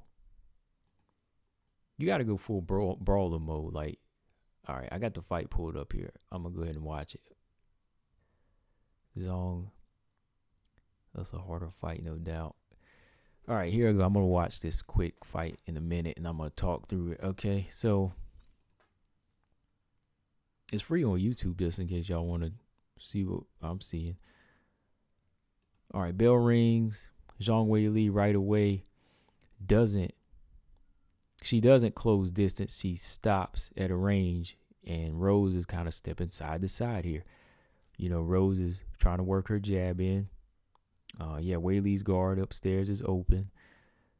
She's trying to keep that open guard, I think, to hook herself or maybe set traps. Like, Zhang Weili's guard is open there because I can see she's trying to slap the jab away early. She's trying to parry shots. But her right hand's too far away from her chin here. And she's already in a position where Rose is going to get comfortable. Like, Rose is just bouncing back and forth here, and she's getting comfortable. Okay, good leg kick from Zhang Weili and a jab. Inside leg kick, good jab from Weili, but she goes on the outside instead of stepping in. Another leg kick from Zhang Weili. She misses a 3-punch combination and a kick. All right. Zhang is just staying on the outside, not closing distance. Those leg kicks from the outside, steps out. Hard jab from Rose. Rose is side to side. She's comfortable. Rose knows it's going to be easy. She's full extended. This is easy. I can see. Okay, Rose is fainting. This is where Rose wants to be. Like, you can see she's not under pressure. Zhang is still trying to figure it out. Zhang is landing leg kicks, right? She's landing, but she backs up again. She's trying to strike with her. Okay, Zhang Weili, wide open, hands down. There goes the, feint. Bam, head kick down. That was too easy. Like, when you think about it, you go back and look, and at Rose's body language, she was just looking for the right moment. It was all like, I'm just looking for the right moment. Stray said, is Cejudo going to confuse Weili even more? She looked confused in the video. Really? Let me go back and look. Like, yeah, I saw Casey O'Neill's live. I just got a notification on my Instagram.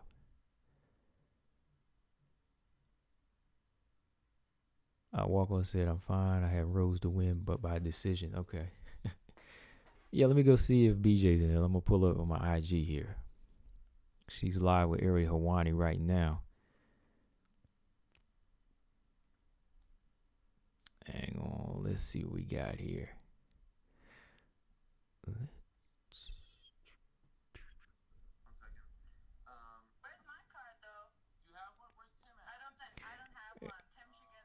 Ariel Helwani wearing the Mexican wrestler mask.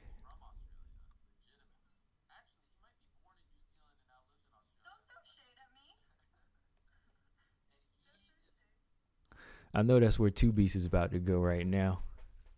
Right? He about to go up in there.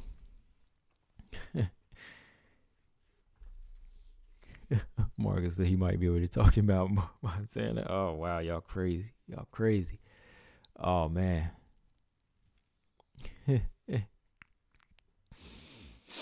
Oh, wow. Okay, so Yeah, okay, so yeah, Rose just had everything at her disposal that she needed for what she was bringing to the table. Like Zhang was just on the outside too much. Even when she fought Joanna, she was a little bit more so in a position to always come forward. You know what I mean? Like she was trying to put pressure on. But this fight here, like she was just on the outside for too long. I know it was only like a minute or so, but that's long enough for an accurate striker. She did well, like, for first couple of moments, but it should have been all about pressure, not land and get out. You got to stay in the gut of Rose, and go for those body shots and leg kicks. Yeah. Walk-On said, I recently heard on YouTube, I think it was the video with Bisping on BT Sport, that Weili didn't have certain basic drills that she never learned. She never learned them, like 1-2s. Now she's learning them. Wow. I seen some of her drills last training camp. She was doing a lot of hooks. But yeah, I don't know, like the 1-2 drills, like I'm not sure. Yeah. Maybe some of the basic fundamentals of her boxing too might be a problem. Definitely going into this fight, just a lot of stuff that she let slip here. She had a lot of tools to beat Rose, but she just let too many moments here with just those little things slip. Ulysses said Weili respected too much. Yeah, like she respected too much. Like she thought she could stay on the outside and just strike here, but that's not a place to be with Rose. Like again, like looking at this minute, Rose is just pumping a jab out here and there, and she'll step side to side. She's comfortable in the mid range. She's comfortable in the center of the octagon. She's not worried about Weili getting in her chest. And now Weili, yeah, she's landing at this distance, but Rose can do the same, right? Why not smother? See, she was trying to feint and strike with her, like even with the hand movements, And now I want to see. I'm gonna go look at the beginning of the Weili Joanna fight, like just the first round, just to see what type of pace she set in that one. Okay. All right, let's just pull up here. One Doug 62 said, if Zhang Weili starts to fight tentatively with the first fight still on her mind, she may get caught again. Yeah, she might get caught and submitted. Rose has a very unorthodox style, and her focus is usually on point the first 2 rounds. Yeah, I agree with that. Very, very focused, very zigzaggy with the footwork, and very unusual the way she'll throw her strikes and elbows. So. Walk-On said, I also noticed something when watching Rose versus Weili. He also noticed something. What was it you noticed? Gordon said, I think Rose can do more than Joanna did for 5 rounds to Weili. Cardio will not be an issue for Rose. She trains at altitude. Weili's taking a lot of shots to the head, and Rose will piece her up. Yeah, I don't think like Rose's cardio would be a problem. I think it's more so when you attack the body. Attacking her body and her legs is how you like gas her and take her down. But like she does have that stamina to box and strike from the inside and out though. Like, but when she's getting like chopped down, doesn't take much. Just get her in that position like to where you can dog her out.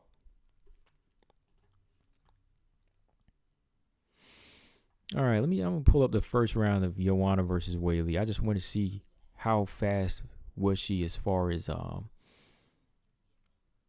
pressing the action with Joanna.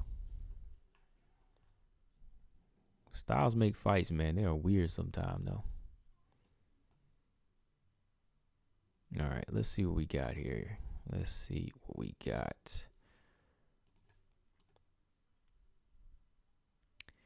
Yeah, but we'll definitely be on, and we will talk the fight for sure. We will definitely be watching the fight together, though. if y'all come through.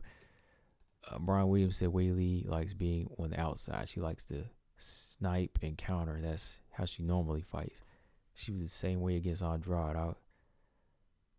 Jessica, who put the pressure on and got KO'd. Yeah, like that fight, yeah. But there had to be moments where she could maul and close in. Like if you go back and look at Tisha Torres and Jessica Aguilar, that's where I think she's much better, like at mid-range and on the inside. When she fought Danielle Taylor from the outside, Danielle Taylor stuck her with a good shot too. I want to say Danielle Taylor, I can't remember, was it left hook or right hand? Danielle Taylor hit with a good shot on the outside. So with somebody with them type of arms, like she has more like good arms for hooks, hooking. She needs to throw good hooks. You can't really snipe and counter with a long, tall striker. You had to make that adjustment. Like, yeah, you can snipe from the outside against Andrade because she's shorter and she's one-sided, one-dimensional, but it was supposed to be on her to take the Rose fight and say, okay, I have to be similar to Andrade in this fight, right?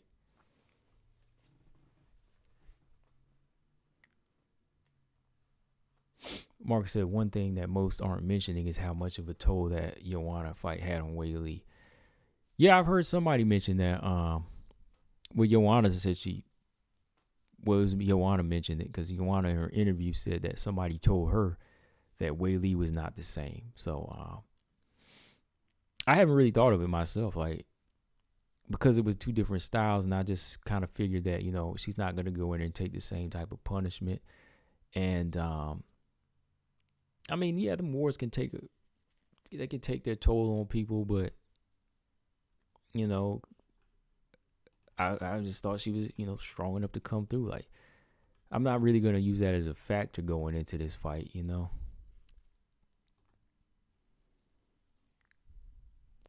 Let's see. Walker said, Rose Weili, when you watch it back, Rose's hands were up, waving her hands. Then wait, yeah. I saw that Walker. That's what I was just mentioning. Like she was trying to like feint with Rose, like she waved her hands and she was like copying her.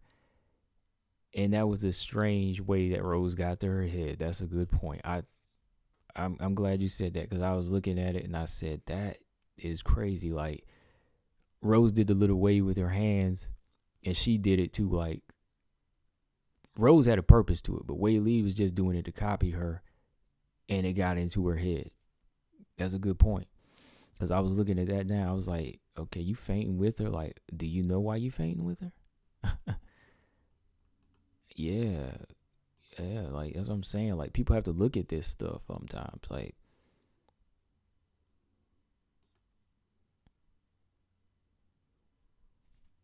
Straya said, Weili getting it down, finishing with elbows. She's got to. One Doug said the Joanna Zhang fight was entertaining, but not a very technical fight. Both fighters took way too much damage. Terrible defense on both sides. Great fighters don't take too much damage. I agree. I mean, Valentina doesn't take that damage. Nunes doesn't. You know what I mean? I'm not going to put on a fight of the night for the people. I mean, shoot. Y'all ain't going to pay for my brain damage and my CAT scans and, my concussions. Y'all ain't going to pay for that. So that's how I look at it,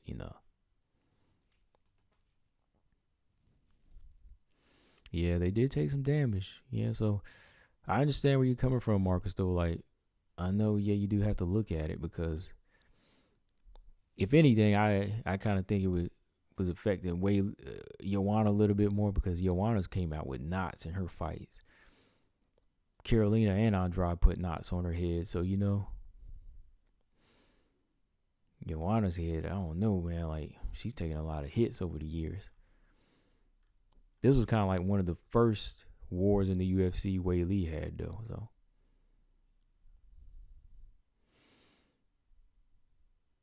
all right, first round.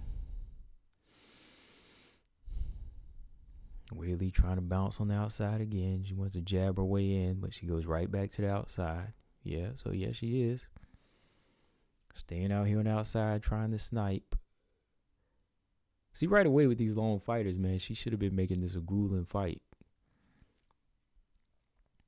Because you don't want to take front kicks to the face from Joanna or jabs from Rose and all of the, long, lanky fighters like that. Like, people don't understand, like, tall, skinny fighters are not weak. They pack power. There's a lot of skinny fighters out there that can knock you out with one cold shot.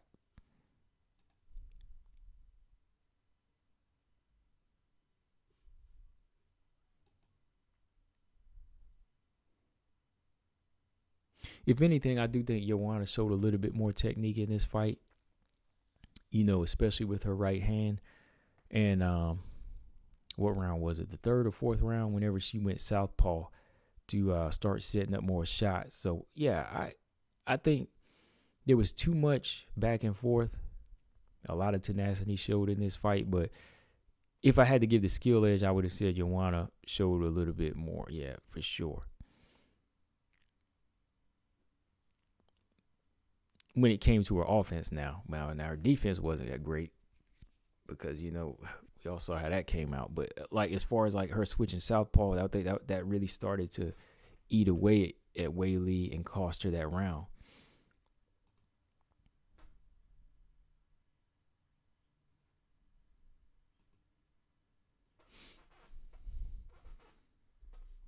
Right, when you say her Franken head. Her head swells easy, too,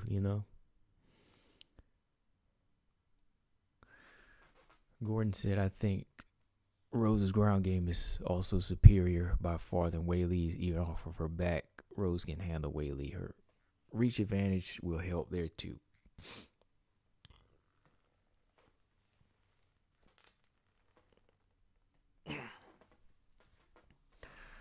Okay. Still got about 15 or 16 y'all in here. Make sure y'all hit this.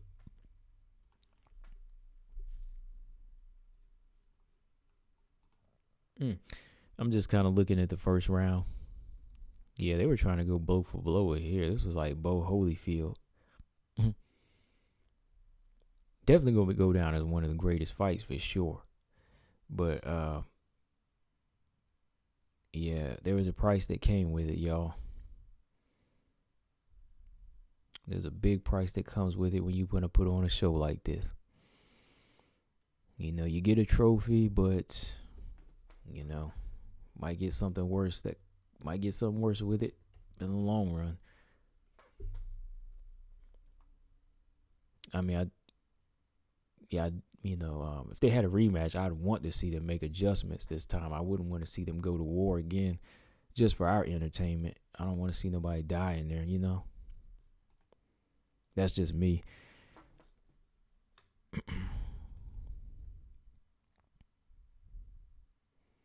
But yeah, when she went southpaw in this fight, she definitely upped the ante on Weili and kind of gave her something different. Like, Weili likes to strike from the outside, who's that said that?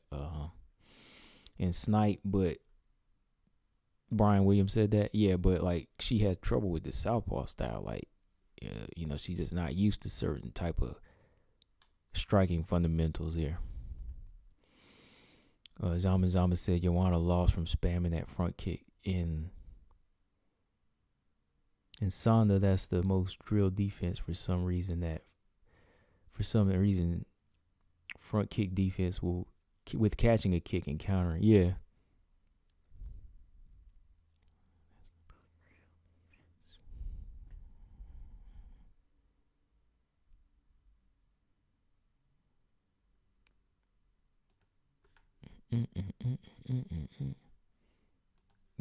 Yeah. I don't know though. Yeah, I don't know, man. Weili, if she's gonna be different. I know Joanna said she got word that she was, but we'll see, man. Like, I don't know. Okay, so, but yeah, she definitely poses a threat to Rose, though. I mean, she's got that mind frame that, look, I'm ready to get it back. I'm hungry. I'm coming for you, Rose. I mean, it's probably built up, pinned up anger in there, in aggression, maybe not anger, but maybe some aggression where she's mad at herself and she wants to improve and she wants to come back and say, yo, I got this. I'm back. I'm here. This is mine. So hopefully she has that type of thought, because if she does, that's going to make for a good fight. All right. So aside from the co-main event, what other fighter on this card are y'all looking forward to? What other fighter y'all looking forward to on 268 here? Gotta know what's the other fight you guys are looking forward to? I mean, it's the only WMMA fight, but what other fight on the main card is it that you want to see?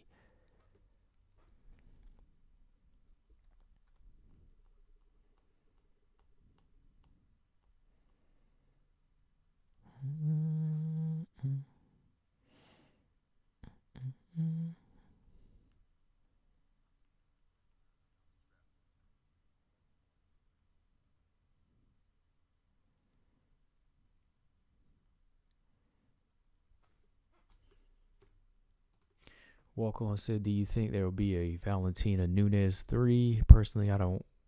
Watching back, Valentina definitely won the second fight. If there will be a third, I think Valentina will get the win. There could be. I hope not, though. I really don't want to see a third fight. I don't know if Valentina would win the third fight. I mean, when I was listening to that Joe Rogan podcast, when I heard Valentina just say like the size was too much, like Nunes could beat her just because of the size, it kind of made me feel like she wouldn't want to fight at 135 anymore, because fighting at 135 wasn't her weight. She said it's not her weight, and she just couldn't really get off. Like, she really couldn't get off on and hurt Nunes or get that respect because of the size difference. I mean, I think it's skill and size. It's not just size.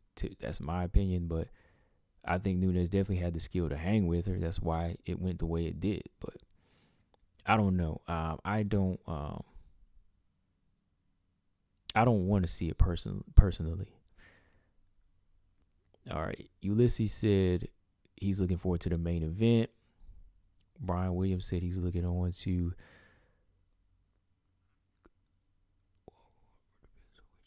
he was talking about Amanda. Marcus said Justin and Michael.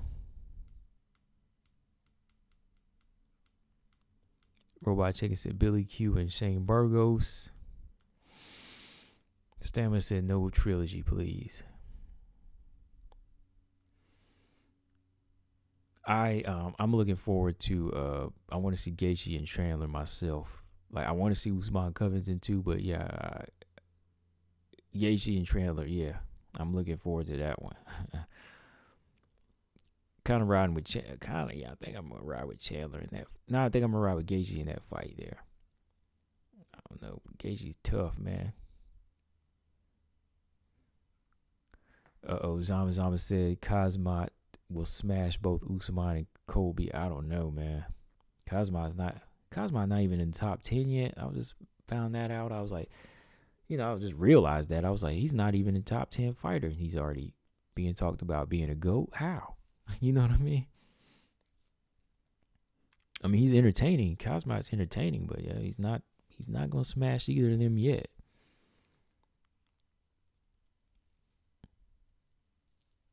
Yeah, Valentina fights better at 125. Yeah, Gordon said, Gaethje and Chandler. Yeah, I definitely want to see that. Eloquence and Green they're on the prelims, right? Yeah.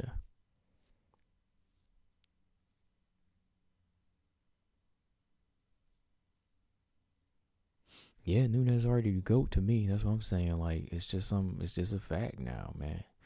Walker said no Amanda has serious power and is quick, but with Valentina's speed, technical, and outstanding counter-strike and speed often beats strength, but it will be an interesting match. Yeah, I think it depends on who really learned from the last two fights. You know what I mean? Who learned from the last two fights? Brian Williams said he hasn't been tested yet. Justin's gonna get beat the crap out of. Dang. I like Chandler, but yeah, like Gaethje, he brings a lot to the table, man. He brings some wrestling when he uses it. He brings the power. He likes to strike. And I don't think Chandler gonna hurt him with no one shot. Justin Gaethje kind of like think he George Foreman up in there. You know what I mean? Like Justin Gaethje gonna be like George Foreman trying to walk him down, or just trying to stay in that middle range and land his own big shots.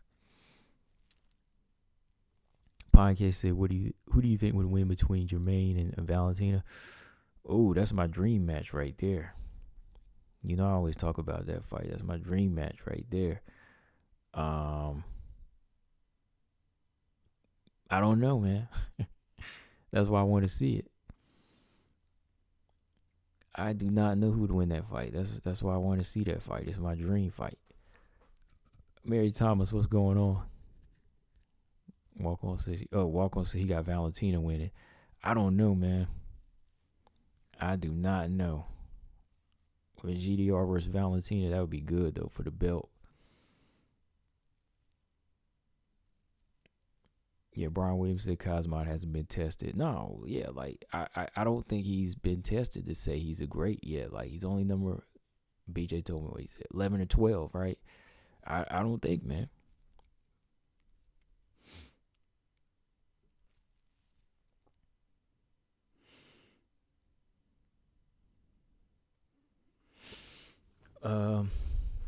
Zhang said that's not much of a difference between Jingling and top welterweights. It's like when Islam beat Moises and people were like, Hooker is top fighter. We saw how it went. Yeah, I know how the fans were on that, but I wasn't sold on Hooker like that. I wasn't one of those ones. When you just beat some people in the top 10, then we'll talk. You know what I mean? Like, then I'll talk to you, Kazmat.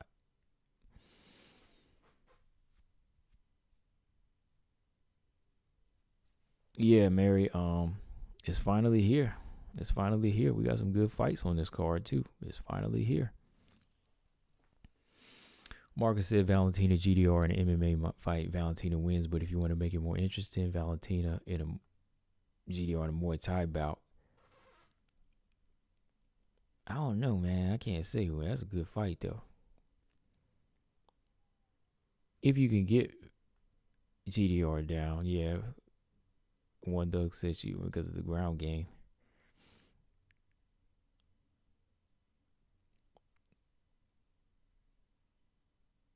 Gordon said I enjoyed watching Usman Covington knock each other out like Montreal and Nico did.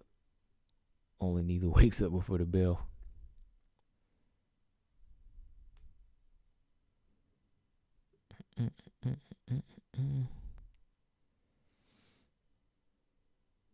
Well, every fight depends technically. Every fight is 50-50. Anyone can win. Who trained harder? Who gets in first?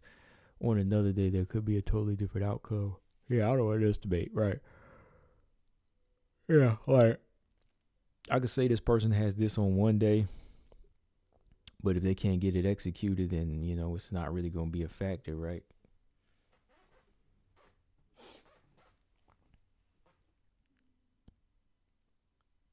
Yeah, Cosmot, I enjoy watching him, but, I'm not sold yet.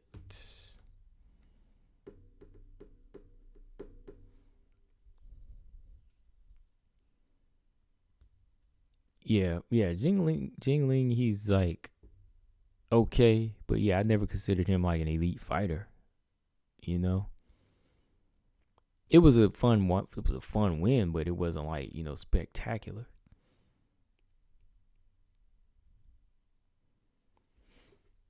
Well, yeah, John Jones, I knew him too. He had like a freak of nature, but with Cosmo, I just need to see a little bit more.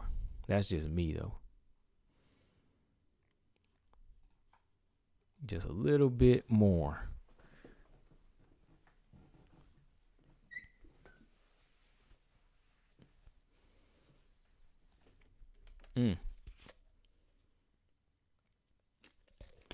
Oh yeah. But let's see. Mary just joining us. What do you think of the Roxanne and Casey fight happening? Since you just joined us, Mary. I think Stamina just joined us too. Like, is Stamina? Stamina, you give your thoughts. Do you? What do you think of the Roxy Casey fight? Were you in here? Yeah, you were in here about an hour ago, right? Can't remember.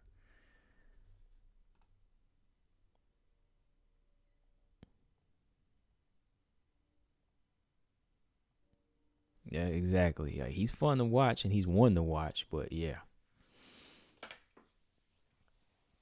walk on said great stream. I'll catch up on replay. It's 1:19 in England. All right. Well, you have a good night. It's only 9 p.m. here, so hey, I hear you. It's after midnight there, so yeah. Catch you in the next one, and we'll definitely be on Saturday night, doing the fight. Yeah, but yeah, that's the same thing I said. Like, Jingling's okay. It's a fun win, but Cosmot number 11 or 12, not there yet.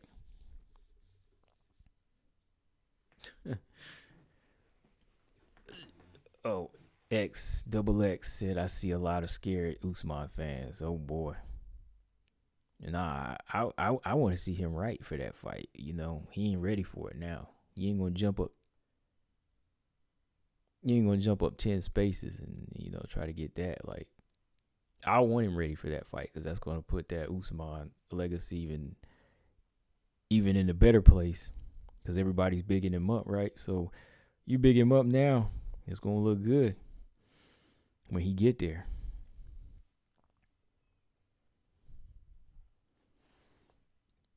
Damn. Let me get my charger. Where'd you go? All right.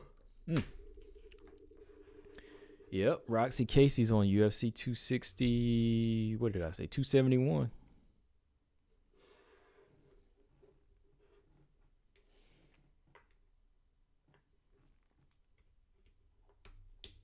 Definitely gonna be a test though. Oh, okay, yeah. Stamina, you did miss out. Okay, he said I've been here for about maybe 30 minutes. So he said I'm not outright excited about Oneil Modaferri, but it's a worthy test, and I'll watch tentatively. Yeah, yeah. Yeah, definitely not like some type of explosive fight, but that's gonna get people riled up. But yeah, it's definitely a test. I that's why I'm excited. I think it's a good test for Casey Oneil. And yeah, it's going down on a UFC 271, February 12th.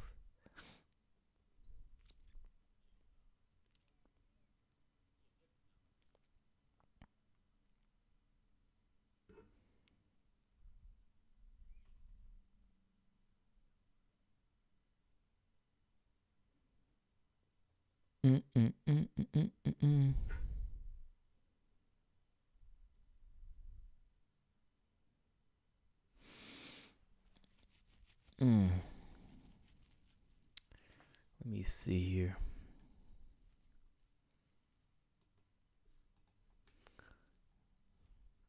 I'm kind of just flipping through the embedded here.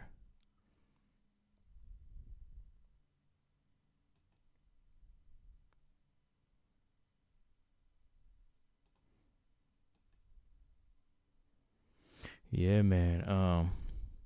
Rose has got some work. Not Rose, but Whaley got some work to do. Got to got to be in that zone. Got to be in that zone. Forget the crowd, right? Forget the crowd. Forget the broken legs. All of that.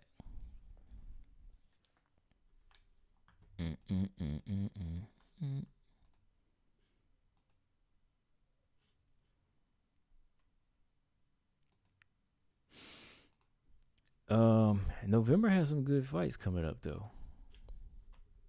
Let me see. So there's no more WMMA fights on UFC 268.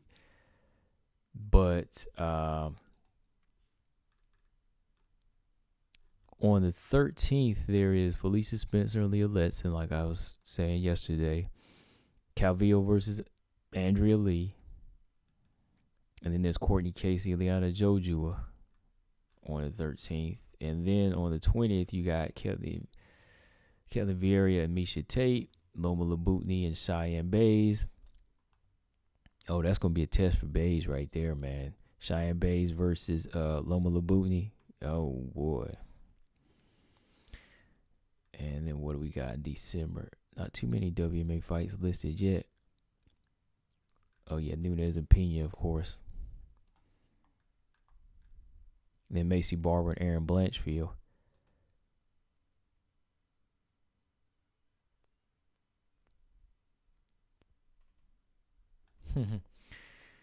Stamina said he's avoiding embedded to avoid Kobe. I like I just watch the pieces, you know what I mean? Like I watch the segments, like if they broken up. That's what I'm doing now. Like I'm just kind of going through and watching the Rose Whaley segments and stuff, you know. I don't do that though.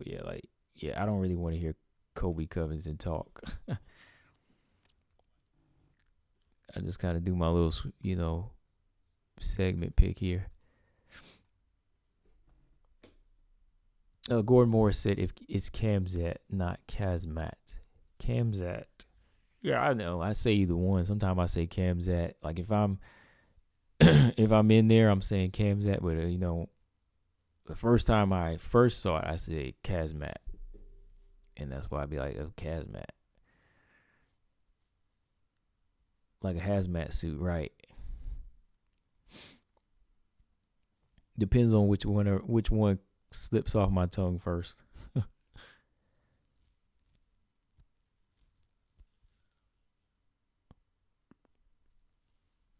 Said Usman been in there with hazmat suit. The white Mike Tyson.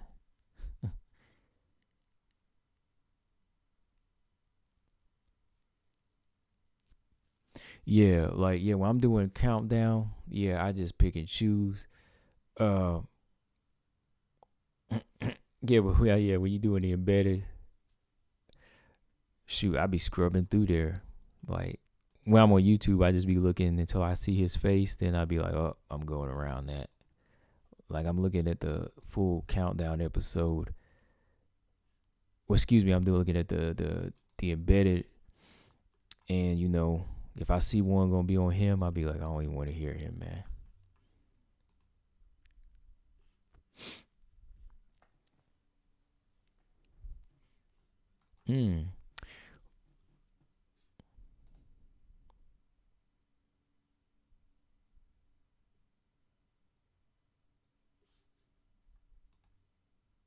I don't know though, man. Flyweight division is picking up, more. I tell you, man. Like it's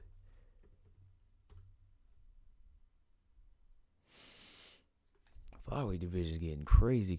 You know, there's some good fights being made. Like they are staying active over here. Mary Thomas said she's really hungry to get that belt back, but I'm not rooting for her as hard this time. I'm kind of neutral about it. I think Whaley is disciplined enough to absorb anything he shows her. This is her opinion. Yeah, this is her fight. You know, this is her war. She has a lot to overcome in this one, and if she can cross over in this fight, improve and win, then hey, we good. You know, she's did something that a lot of fighters couldn't do. You know, she'll become a 2-time champion. You know, Rose is a 2-time champion, and she'll be one.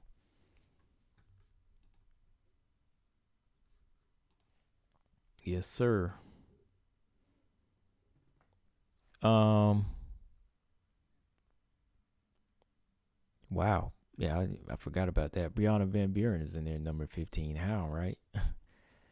Felice is number 14. How, right?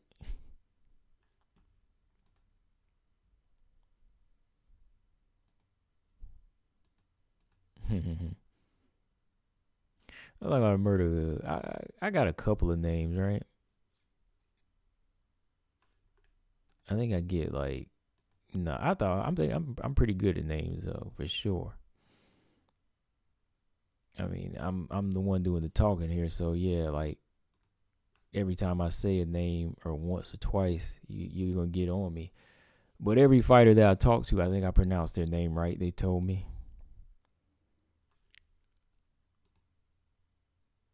For the most part, yeah. Like I've never gotten a fighter's name wrong when I was interviewing them or saying it. Like talking to a couple French people, and I get it.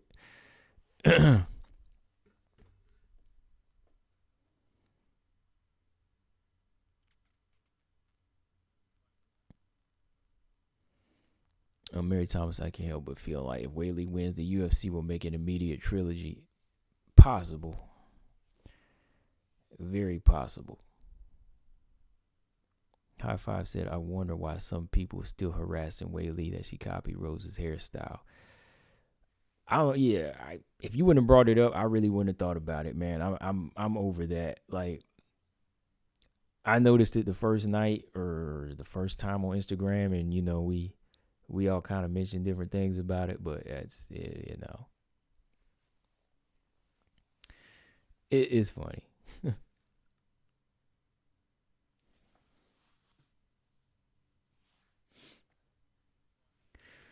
Yeah, like I said, I'm over the hair thing. I haven't brought that thing up in a minute, so if you wouldn't have mentioned it, High Five, I don't think I would have mentioned it.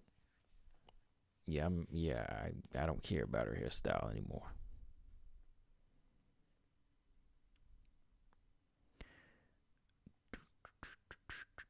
Okay. He just exploited his nickname. Okay, I got you. Kazmat, Kamzat.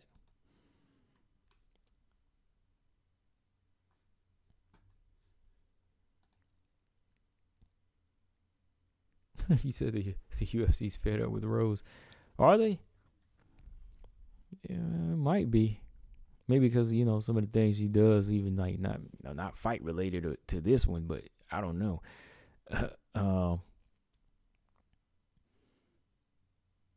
They keep talking about the person that lost the first fight is going to lose the second. I never really seen that before. Maybe I'm looking at boxing. Because boxing, it switches up. Like, when Ali won the first fight. No, when Joe Frazier won the first fight, Ali won the second. You know what I mean? Like, just because Joe Frazier won the first fight didn't mean Ali was going to lose the second. Like, I think the MMA statistics on winning rematches is different than boxing, I guess, right? Because Ali, he lost to Corey Spinks and then beat him in the second fight. Lost to Ken Norton in the first fight, beat him in the second fight. I mean, when you look at Holyfield, he beat Mike Tyson in the first fight, and he beat him in the second fight. Okay. Riddick Bowe, he beat Holyfield in the Riddick Bowe beat Holyfield in the first fight, then Holyfield won the second fight, and then Bowe won the third fight. So that was like one of the exceptions there. I don't know, man. Like, I don't really play into all that. Like, I think whoever wins the second fight wins the third fight. I think that makes sense. But in this case here, we can't just say, oh, Rose is going to win automatically because it's how it goes. Like, I think whether they say in the UFC, what was Randy Couture was the last person to break those odds, was against BJ Penn or somebody? Can't remember. Anyways, weird thinking. With DC won the first fight against Stipe, then Stipe won the second and third fight. So, yeah. Okay, y'all. So, it's about time to get up off of here. Yeah, no women's fights on Contender Series, but I think I'm going to go watch the Contender Series now. So, I'm going to get up off of here now. And shout out to everybody in the chat. Got a good 20-something people in coming through. That's always good. Let's see.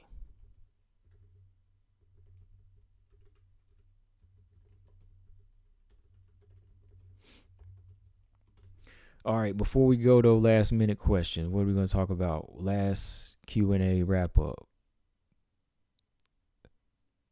Q&A wrap up. Last questions.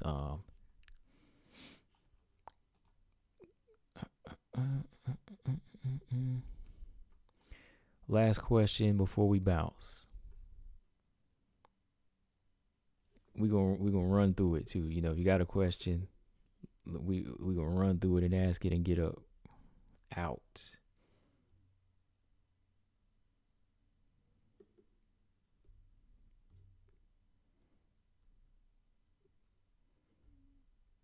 Yeah, we gotta do this more. We'll do a Q&A right before we get to bounce.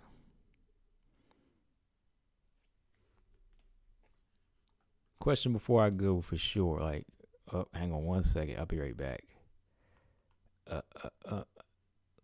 Put the questions in there and then I'll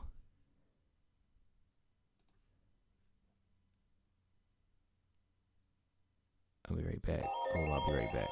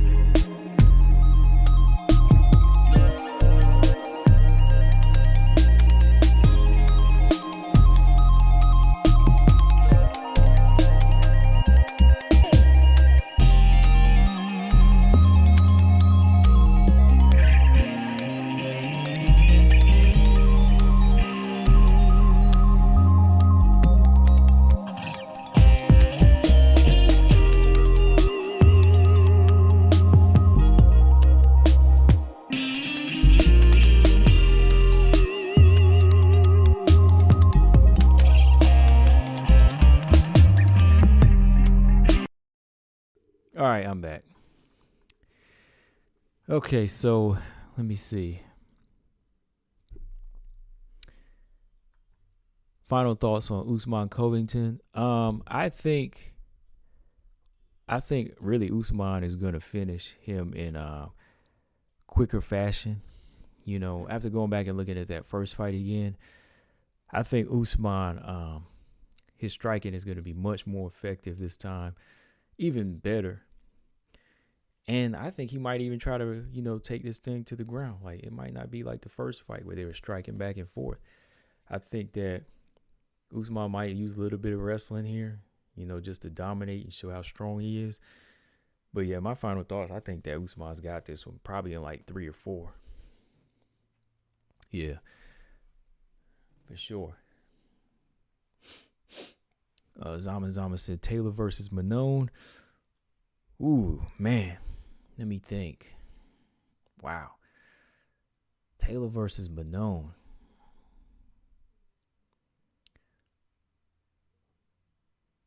Oh, wow. I just went blank.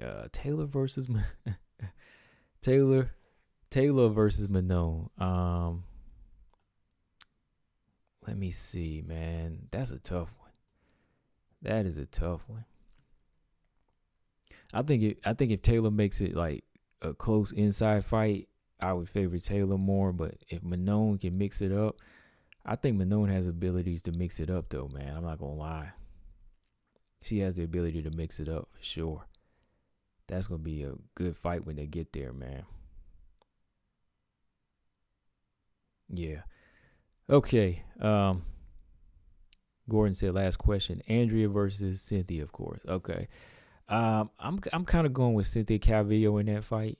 I know Gordon gonna laugh at that, but I'm kind of going with Calvillo.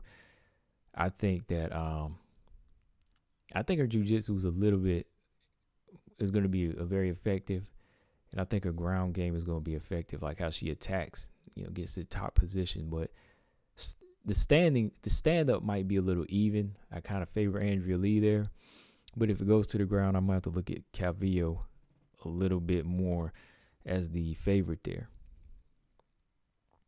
But yeah, it'll be a good fight though. But I don't know. Andrea Lee's been getting, she's been getting better. She's been developing. But I'm gonna have to go with Calvillo. Yeah, I saw the countdown. Yeah, I was looking at it. Robot Chicken said Ulysses showing footage is practice is kind of overboard. Let's be real, Dustin is more successful than Kobe. Yeah, for sure.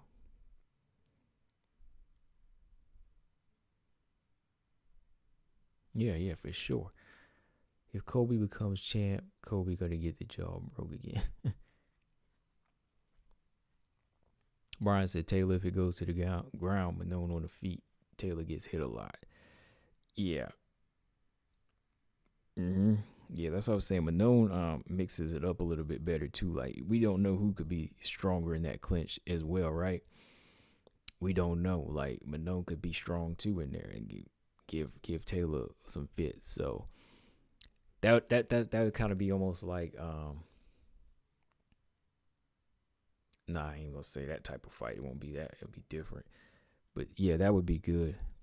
Like, if it could eventually get there.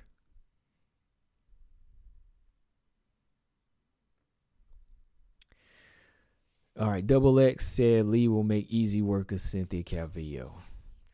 I'm not gonna lie, man. I mean, I'm not gonna defend Calvillo in that one. I mean, Calvillo kind of disappointed us in that Andrade fight, and Andrea Lee is very durable. Like, she is sturdy. I just don't. I need to see her focus more. I mean, she's been at this number 12 spot for too long. Half-assing some of these fights. And not using her best. Like, in Invicta, I thought she was strong, man. Mary said, I almost forgot Chandler versus Gaethje. Who do y'all got? I got Justin Gaethje. I like Chandler, but I gotta go with Gaethje. I gotta go with Gaethje probably inside 3. I think Gaethje's got the striking here, and I think his wrestling is very good. Very good. That's why, you know what I mean? It's gonna be very effective. I'm gonna go with Gaethje. Yeah, Mary said I have Gaethje's striking instincts a little better. Yeah.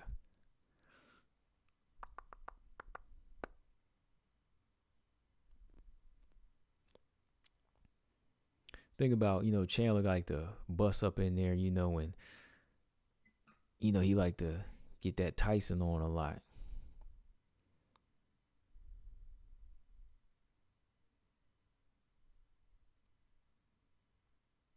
I actually feel a little bit more confident in the Gaethje Chandler prediction than I do Rose Wei Lee, which you might think is crazy. Robots, I'm 3-0 on picks so far.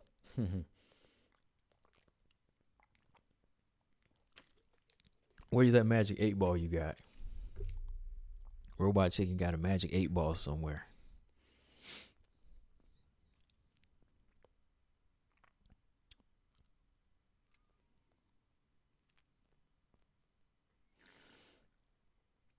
Yeah, I gotta go with I gotta go with Gaethje in this fight, man. I think he's battle tested, and his ability to mix it up is there. Yeah, I wouldn't be mad either, Robot Chicken. If Chandler won, yeah, I'm cool with that. Like, to me, it's just a fight where I'm picking the more experienced, battle tested fighter. It's not really who I like more, because I like them both. I like Chandler. Chandler seemed like a good dude outside of the octagon. I liked him in Bellator.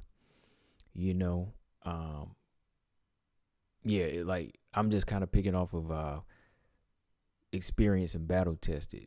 But yeah, like if he win, I'd be prove me wrong. I'd be happy for him. All right, High Five said bet online says 550 for Rose, 100 Wei Lee. One of them numbers gonna change again. Ulysses has Usman, Wei Lee, and Gaethje. We got the same picks. I mean, I am gonna do my breakdown prediction for the Rose Wei Lee fight, but y'all know I think I'm gonna have to go with Wei Lee. I think now it might change.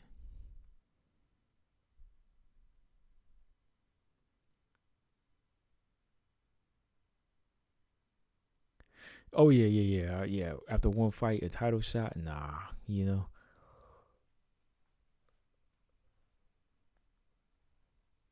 Oh man, yeah, this card gonna be crazy. There's a Bellator card too on Friday.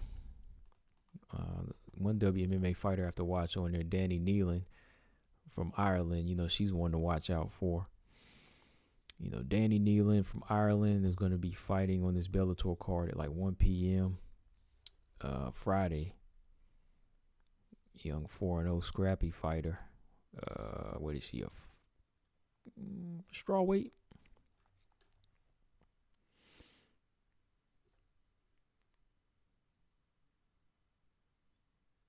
Yeah, she's a Bellator fighter. Yeah, she pretty much fought all her fights in Bellator. Yeah, so Danny Nealon, I'm going to check that out on Friday. Yeah.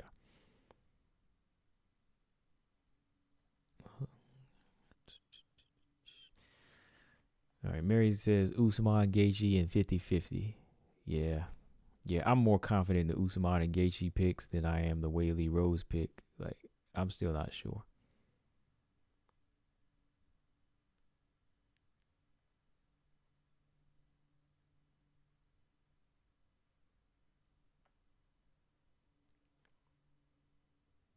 Kobe looks better on the feet, so Usman wins on the ground. I think Usman wins every which way, to me.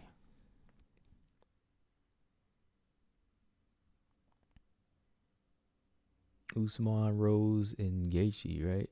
The whole camp. He's got the whole camp. He said Chandler wasn't even the best lightweight at Bellator.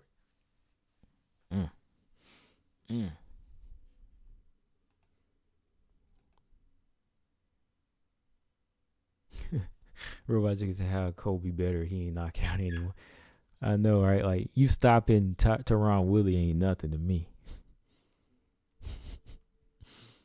I'm like, yeah, Kobe looked better on the feet. I'm thinking about that. I was like, oh man, he got destroyed in that first fight. I know a lot of people will say, oh, he was good. It was close. He made it competitive, but overall, Usman was in about every single round to me. I thought Usman won it. I think he was on his way to win it 4 rounds to 1 to me.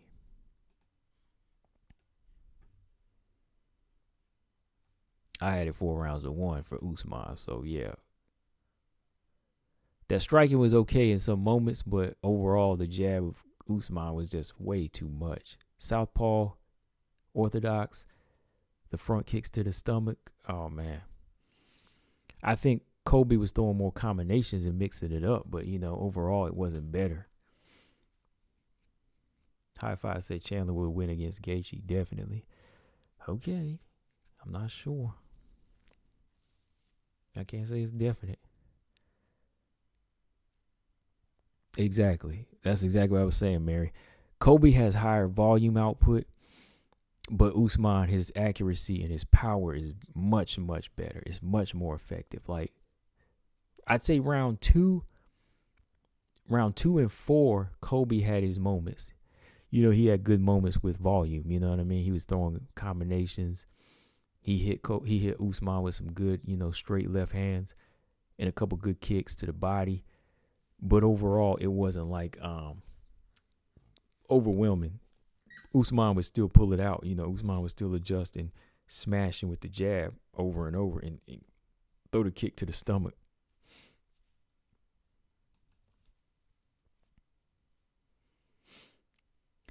Ulysses said, yeah, Kobe, he fights southpaw when his power hands is right. Exactly. So he's, he's going to throw a good hard southpaw jab, but he's giving up his straight. You know what I mean? Like his straight left ain't really got much on it.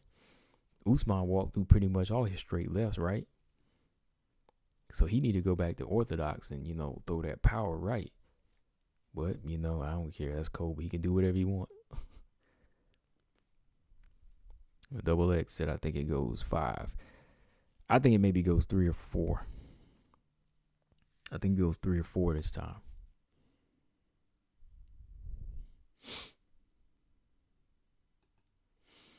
Mary said Kobe is smart, so he would use his cardio to his advantage. If he's really smart, he would work on his power instead, though. Yeah, if he switched to orthodox, then his power would be in his right hand, like Ulysses said. Like there wouldn't be too much that work that need to be done. He would have to switch to orthodox to get that power punch off. And yeah, he's got cardio, but I think Usman has the right approach at breaking it down. And putting a hole in that gas tank, and making it leak. He's really good at just, the body shots and the leg kicks. So using his cardio to his advantage would mean striking from the outside more and clinching. That's what Kobe would have to do. I think he would have to try to clinch him a little bit. But he ain't going to maul him. But, just clinch a little bit, slow the pace down, then go back on the outside, land high volume, and stop trying to throw and bang with Usman. But I don't want to give him the keys to victory here, so.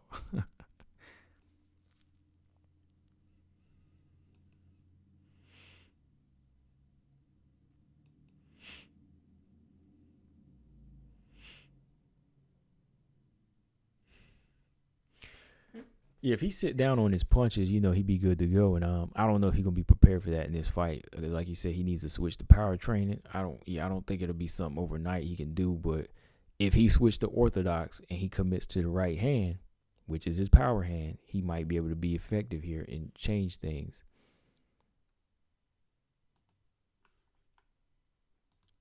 But yeah, his gas tank is good for sure. I know. Yeah, Kobe's gas tank was good. But big punches, just big shots here. Good shots to the body again. We'll see. We'll see if he can withstand it this go round.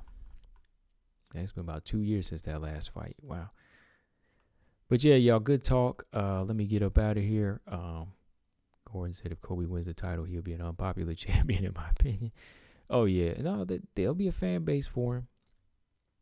Here in America, there's gonna be a lot of love for him.